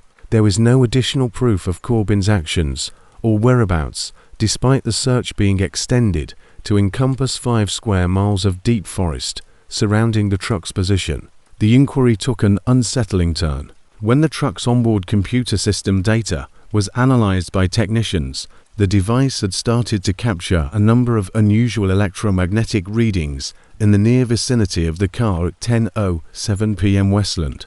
Transport engineers were unable to link any known equipment in the truck or typical outside sources to activity spikes. Even more worrisome was the finding that between 10:14 p.m. and 10:17 p.m., a power spike above 400% of typical operating conditions had occurred in the truck's electrical system. However, no circuits had been harmed and no fuses had burst. Other drivers who had been on Interstate 90 that evening were questioned by investigators. Unusual encounters were described by 3 different witnesses in the area where Corbin had off the highway. Around 10 p.m., Martin Delaney, who was driving about 15 minutes ahead of Corbin, reported that an odd transmission had come into his own CB radio. It was not normal trucker chit-chat, Delaney clarified. The voice had an odd texture, almost mechanical, but with human inflections, which initially made me believe it was a foreign language channel. About 30 seconds later, the radio died and didn't work again until I was almost to Spokane. About half a mile from the highway, Vanessa Torres, another driver, reported seeing a column of what appeared to be smoke or mist coming from the forest as she passed exit 34 at approximately 10:20 p.m., although the column had a peculiar bluish color and was perfectly vertical that night despite the wind. Torres first thought it might be a tiny forest fire. She contacted the emergency services about it. However, there was no sign of smoke or fire in the neighborhood when firefighters arrived at 10:45 p.m. The testimony of Peter Hawkins, who had been driving about 3 miles behind Corbin, was arguably the most important. The electrical system in my truck went haywire at around 10:15. Desk gauges jumping all over, lights flickering, radio cycling through stations on its own, Hawkins said. My CB radio then switched on by itself, and I could hear someone saying the same thing over and over again. Something that sounded like going back to where you came from. There was an odd echoing aspect to the speech, as if it were emanating from the bottom of a well. This went on for a minute or so. After then, things returned to usual. I was really tempted to take exit 34 as soon as I passed it, like a strong desire. To keep on the freeway, I actually had to tighten my hold on the steering wheel. It was unlike anything I had ever experienced before or since. The inquiry was extended to look into Corbin's personal history and mental health before he vanished. Interviews with his doctor, co-workers, and family did not show any alarming trends. Corbin had no prior history of substance misuse, mental illness, or financial difficulties. He was said to have been happily divorced for 5 years, to have remained close to his 2 grown children, and to have recently bought he intended to retire to a modest cottage in Montana. Investigators received information from his daughter, Rebecca Corbin, that gave the case more context. My dad called me 2 weeks prior to his disappearance, sounding perplexed. She informed investigators. He claimed that while driving on I-90 at night, he had been encountering strange radio interference. He explained that even when the radio was off, voices that sounded slower were able to be heard. After discussing it with his manager and the company technician, they concluded that there was nothing wrong with his equipment and speculated that it might be the result of nearby military communications interfering. Rebecca also disclosed that, although it was not one of the devices found in his van, her father had started using a personal digital recorder to capture these odd broadcasts. He informed me that he would gather these recordings and send them to a communications-related engineering acquaintance. In that sense, he was systematic and always sought to comprehend how and why things occurred.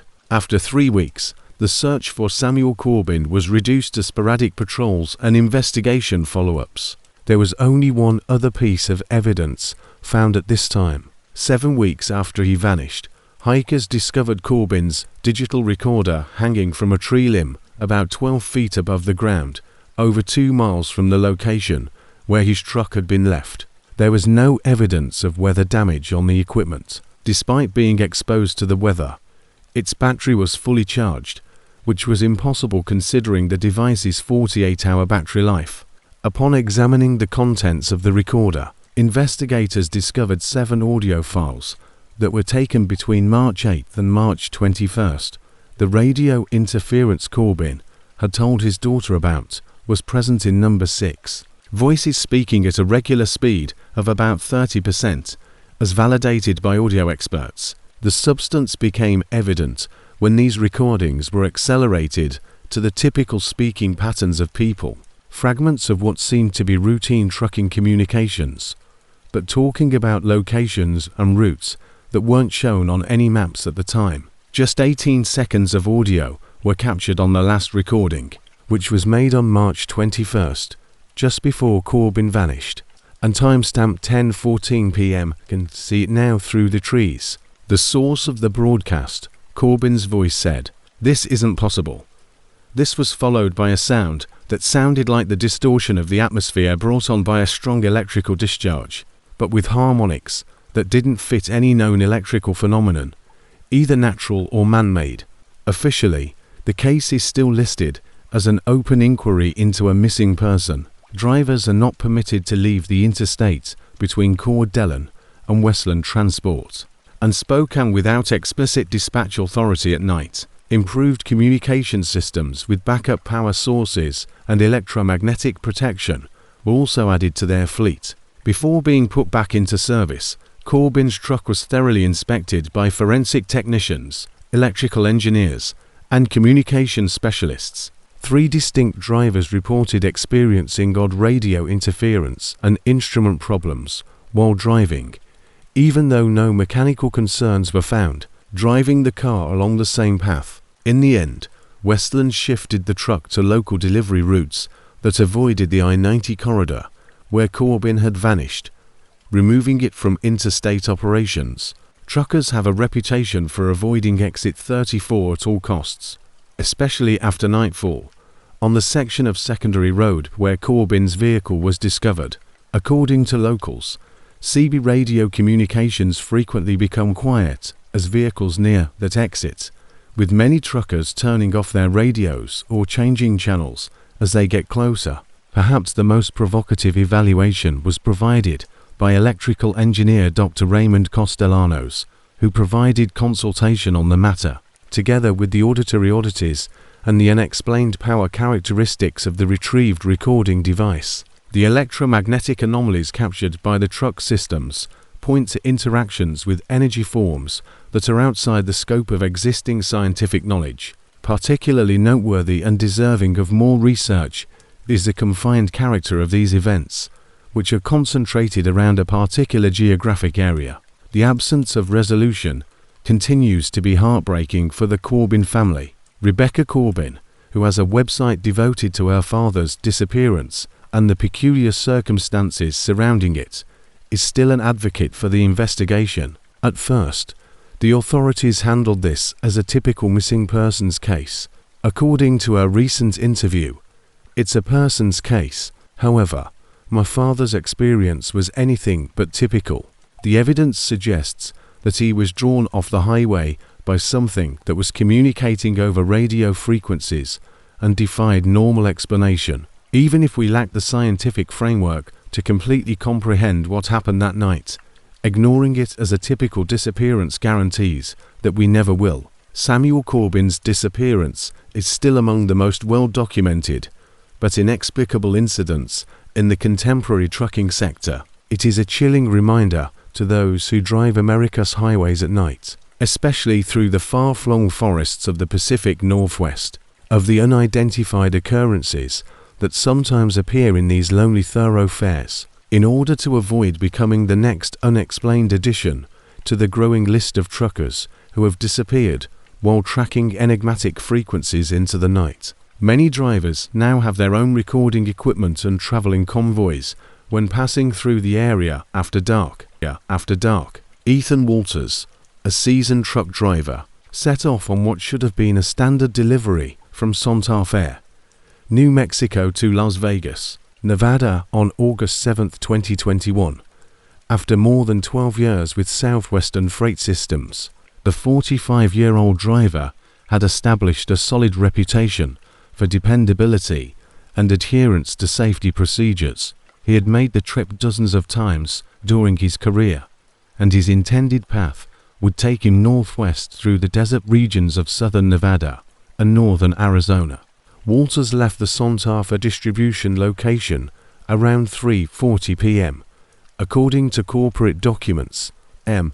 moving a consignment of equipment for a commercial restaurant, Southwestern's cutting-edge tracking device, installed in his truck, tracked his location, speed, and mechanical problems in real time. As he drove into Arizona on Interstate 40, Walters reported clear weather and good road conditions during his mandatory check-ins with dispatch throughout the afternoon and early evening.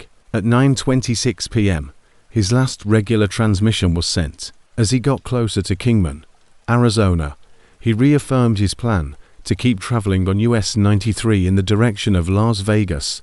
Everything's running smoothly, Walters informed Mario Rodriguez, the dispatcher. Thick light, weather's clear, should make it to Vegas by midnight. Rodriguez would subsequently testify that this contact was normal, and that Walters was as professional and serious as always. Southwestern's monitoring system noticed an odd change in Walters' route at 10:47 p.m. His pickup veered off US 93 onto Coyote Pass route, a side route that connected to the remote Black Mountains. An automated alert was set up by this unplanned deviation at the operational hub of the business. Dispatch tried using the truck's communication system to get in touch with Walters for clarification, but they got no answer. His business provided CB radios and cell phones. Rodriguez reported the incident to operations manager Daniel Hernandez, who approved emergency tracking measures and called the Arizona Highway Patrol at 11:15 p.m. In accordance with established process for unforeseen route deviations, Alicia Mendez, a trooper, was sent to look into it, and when she got there at 11:52 p.m., what she found would become the subject of one of Arizona's most bizarre missing persons investigations. Walters' truck was discovered parked in a broad turnaround with a view of a desert valley. Some 14 meters down Coyote Pass Road, the car was securely fastened, with the engine running, the doors locked, and the danger lights on. Through the windows, inside the cab, Trooper Mendez saw no indications of any disturbance. She entered using emergency override procedures and captured a scene that immediately alarmed her. The cab still held Walters' personal things, wallet with identification, and $184 in cash, company cell phone, and half-full water bottle. He had his logbook open on the at 10:45 p.m. The passenger seat's final entry stated, "Unusual mirage-like structure visible from highway. I'm pulling off to look." There were no keys in the ignition of the truck. The dash camera, which was required by company policy to always be in operation, captured footage that ceased suddenly at 4 minutes prior to the truck turning onto Coyote Pass Road. At 10:43 p.m., a thing out of the ordinary was evident in the final shots, which depicted typical highway driving. The audio, however, showed Walter exclaiming, "What the hell is that?" before the turn signal began to sound. Beyond the car, trooper from the driver's side door, Mendez found one set of footprints that led to the turnout's edge, where a hiking trail dropped into the valley below. The prints, who was subsequently found to be identical to Walter's work boots, proceeded down the path for about 50 yards before abruptly vanishing onto a level piece of rock. There was no sign of the prints continuing, changing course, or being masked by the natural environment, even though the soft earth around them should have retained any traces. The hunt for Ethan Walters started right away, and other officers showed up before daybreak. By daybreak, a full-scale operation was in progress, involving scores of officers and volunteers on foot, canine units, and helicopter surveillance equipped with thermal imaging capabilities. 5 miles were searched in all directions from the truck's location, but no other proof of Walters' presence or movement in the area could be found. When forensic experts looked into the truck's electronic systems, the investigation took an unexpected turn. A sequence of unusual data had been recorded by the onboard computer starting at 10:41 p.m., 6 minutes prior to Walters' decision to drive off the highway.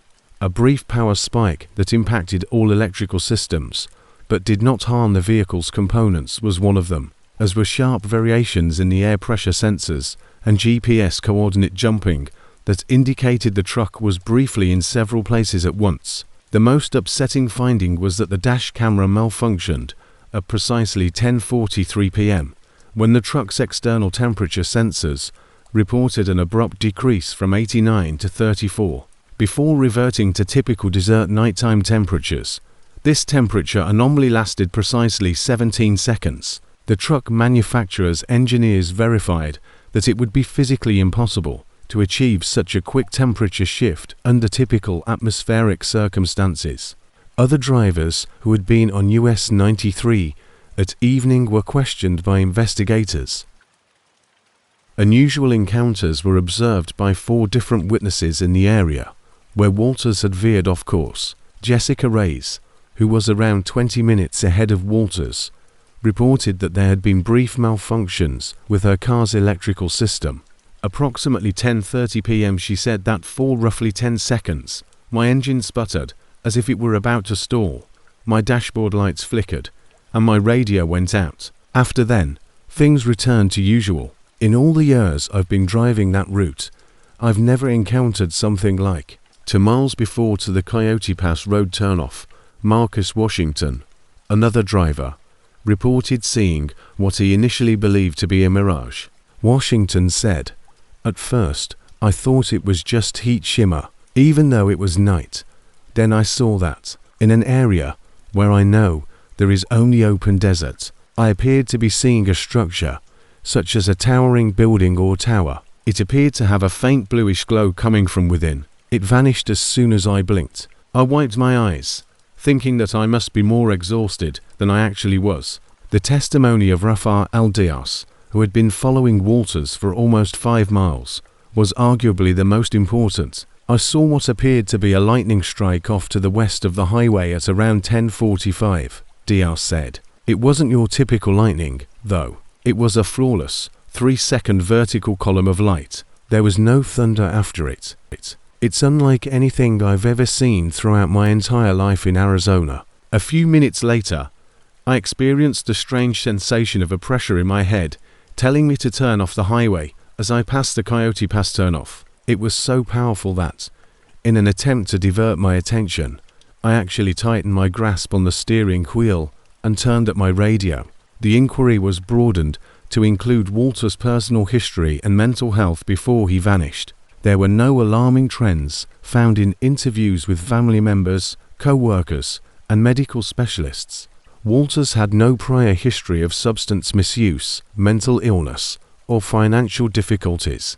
Although he was divorced, he remained friendly with his ex-wife, got along well with his co-workers, and recently got a performance bonus from Southwestern. No signs of disappearance or personal anguish were present. Catherine, his sister Walters, gave detectives information that helped put the case in context. She told detectives that Ethan called her 3 weeks prior to his disappearance, sounding very perplexed. He claimed to have seen what appeared to be a sizable building in the distance on 2 separate occasions while traveling the same section of US 93 at night, even though he knew it didn't exist. He claimed that it appeared to produce its own light and was geometric, almost crystalline. He was "I know something out of the ordinary had captured his attention because he is a realistic person who is not prone to hyperbole or fantasy. He informed me that he would attempt to record his next run with his own camera." Neither the intensive investigation of the surrounding region or the goods retrieved from Walter's truck included this personal camera. After 4 weeks, the search for Ethan Walters was reduced to sporadic patrols and investigation follow-ups. Only one other piece of evidence surfaced during this time, over 400 feet above the valley level and over 3 miles from the location where his truck had been abandoned.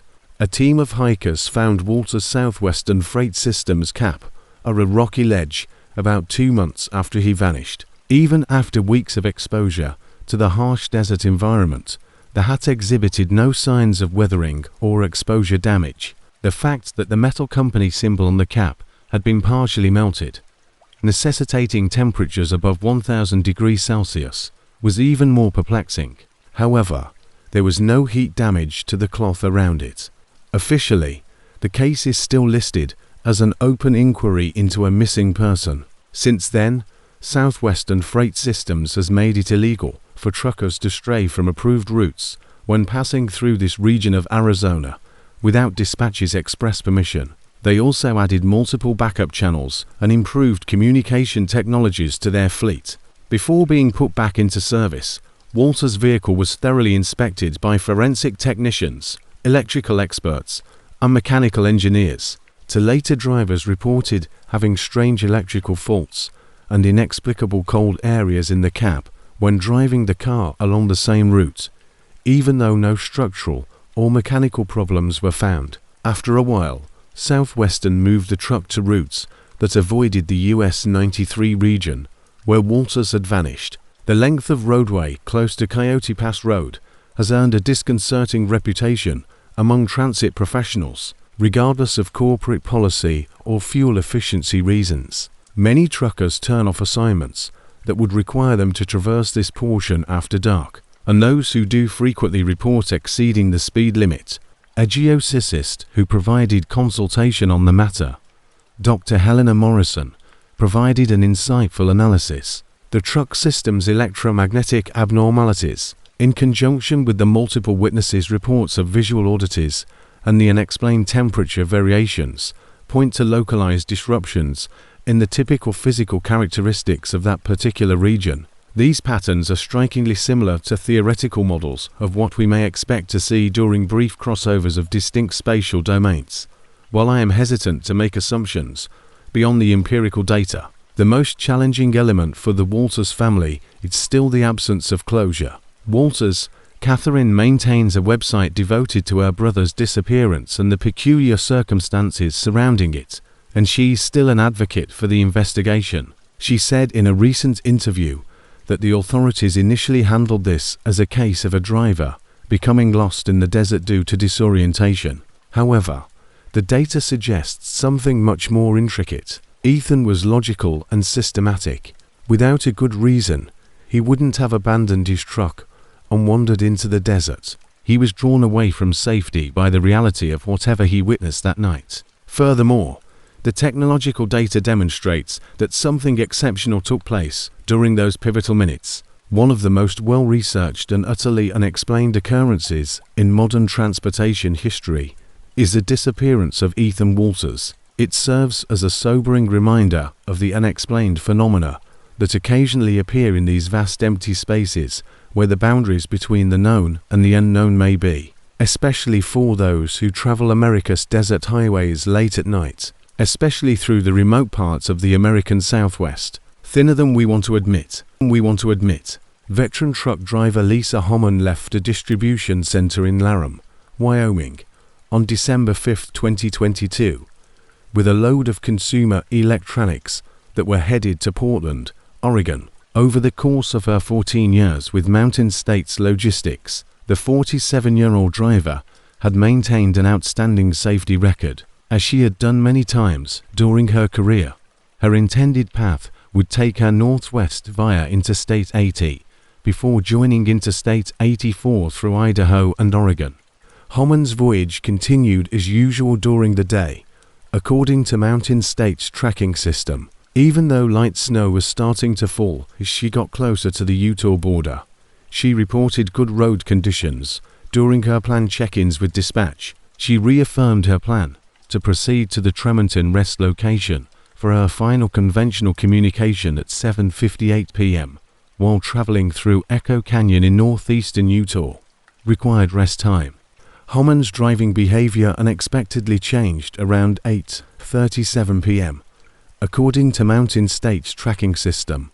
According to business regulations for winter circumstances, her truck had been traveling at a constant speed of 58 miles per hour when it abruptly slowed down and veered onto the shoulder of Interstate 84 close to mile marker 178, a particularly remote section of the roadway that cuts through Echo Canyon.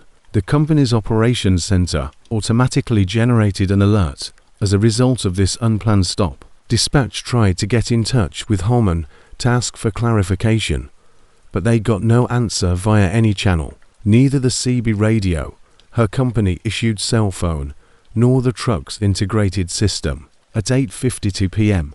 Operations Manager Thomas Reed called the Utah Highway Patrol to seek an emergency welfare check, in accordance with established protocol for unsanctioned stops. At 9:24 p.m., Trooper Melissa Sanchez reached the scene, finding a scene that would subsequently become the subject of one of the most puzzling missing persons cases in Utah.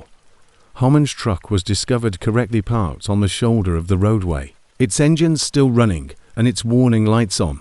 Trooper Sanchez saw no indications of any disturbance within the cab, and the doors were secured. She entered using emergency override protocols and captured a scene that defied easy interpretation. Homan's personal items, such as her wallet with $25 with cash and identity, the insulated coffee mug, and company-issued cell phone were still in the cab, half full and still warm. At 8:36 p.m., she made her last entry in her logbook, which was open on the passenger seat, that said only Cavern Echo Response.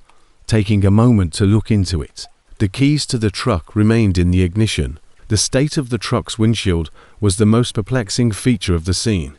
The internal surface was structurally sound, but it showed a condensation pattern that forensic experts would later characterize as consistent with sound wave generation. This peculiar pattern developed a focal point on the driver's side of the window, from which perfect concentric rings radiate. Even more unsettling was learning that every technological gadget in the cab, including the truck's communication system, dash camera, and cell phone, had been totally dead, even though they had been fully charged and operational earlier in the trip.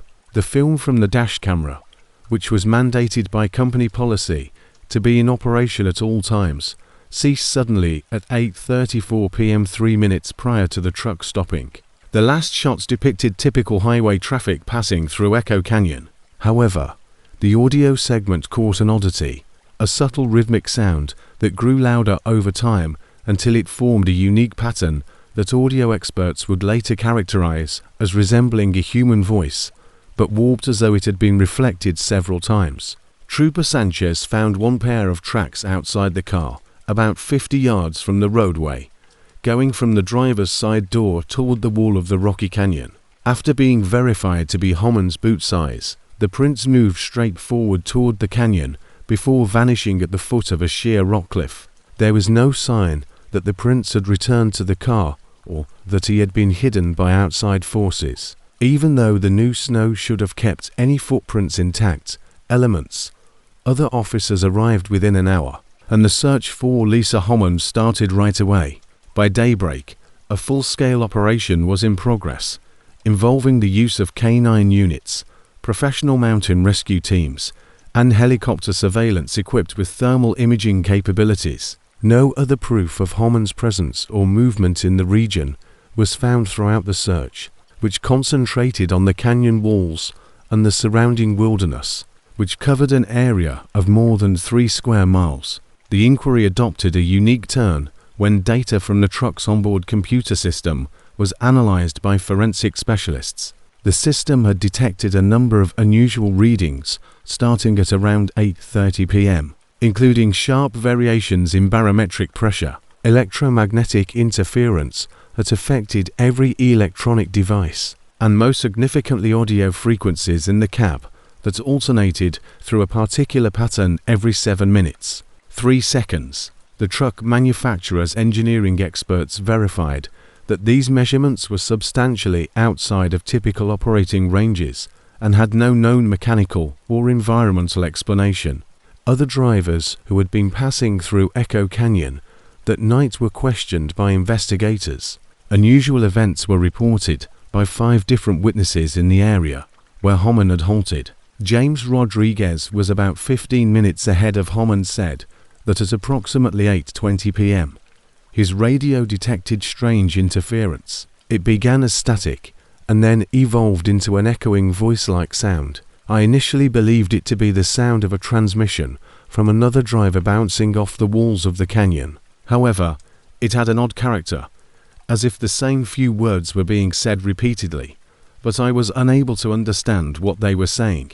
My radio went entirely dead after a minute or so and didn't work again until I was out of the canyon. At around 8:40 p.m., Sarah Chen, another witness, said she was passing the same spot and saw what she characterized as a column of vapor or mist rising from the base of the canyon wall, where Homan's footprints were later found.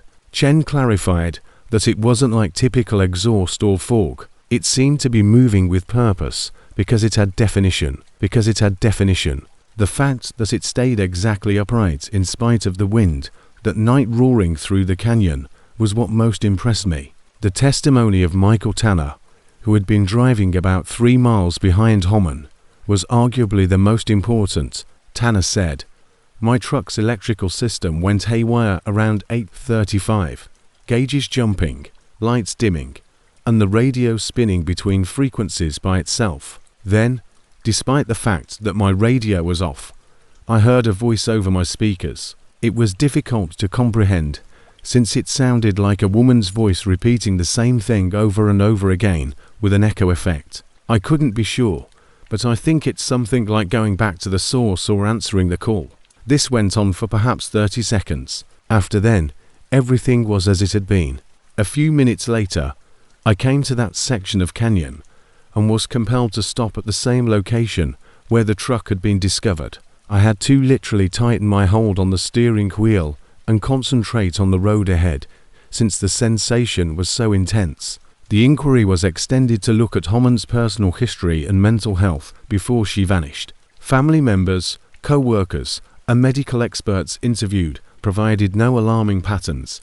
Homan had no prior history of financial difficulties, substance misuse, or mental health disorders. She was said to be content with her career, financially secure, and happily married with 2 teenage children. No signs of disappearance or personal anguish were present. Investigators received information from her husband, Robert Homan, that gave the case more context. Lisa reported an odd incident that occurred on her run through Echo Canyon approximately 3 weeks prior to her disappearance.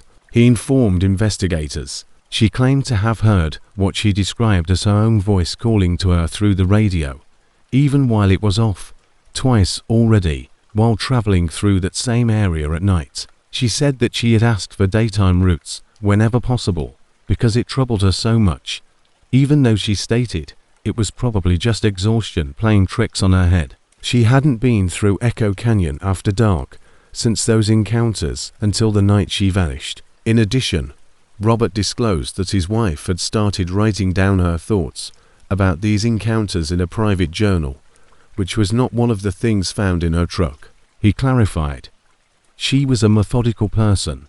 In order to look for a pattern, she needed to record the precise time and place of these incidents. She said that the incidents consistently took place within a 4-mile radius of the route. After 3 weeks, the search for Lisa Homan was reduced to sporadic patrols and investigation follow-ups. Only one other piece of evidence surfaced during this time.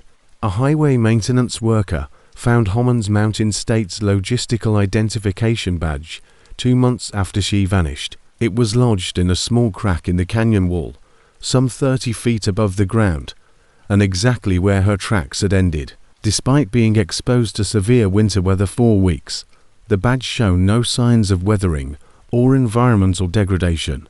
According to forensic investigation, the plastic laminate displayed microscopic fracture patterns that were consistent with exposure to high-frequency sound waves, and the magnetic strip on the back had been fully demagnetized.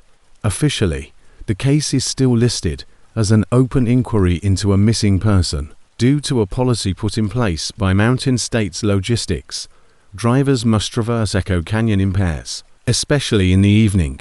Improved communication systems with electromagnetic shielding and independent circuit backup power sources were also added to the company's fleet.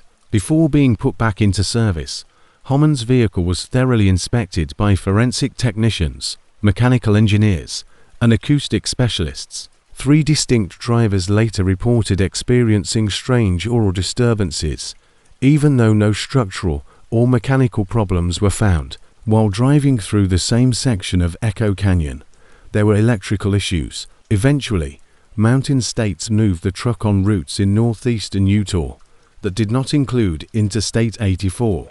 Transportation workers have a spooky reputation for the roadway segment where Homan vanished. When given jobs that would require them to pass through Echo Canyon after nightfall, many truckers decline, and those who do frequently describe passing through that area while driving with their radios and communication systems fully turned off.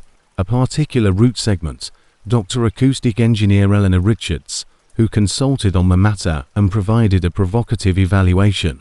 The sound phenomena that were captured by several witnesses, in addition to the tangible proof of sound wave patterns on the windscreen and the electrical anomalies, imply the existence of extremely uncommon auditory characteristics in that a particular area of Echo Canyon. The regularity mathematics of the frequencies found in the truck's cab show that these weren't just any noises from the surroundings, but rather carefully crafted audio patterns that resemble specific harmonics of human speech, but at amplitudes and frequencies that shouldn't take place in that setting. The Homan family continues to be devastated by the lack of closure. Robert Homan keeps up his support for the inquiry by running a website devoted to the odd circumstances surrounding his wife's disappearance and it. According to him, the police initially handled this as a case of a driver becoming lost and going missing. At a recent interview, however, the data suggests something much more intricate. Lisa was knowledgeable, calm, and well acquainted with that path. Whatever pulled her out of her pickup that evening was strong enough to cause her to disregard any safety precautions she'd faithfully adhered to for 14 years. We think that comprehension holds the key to the solution.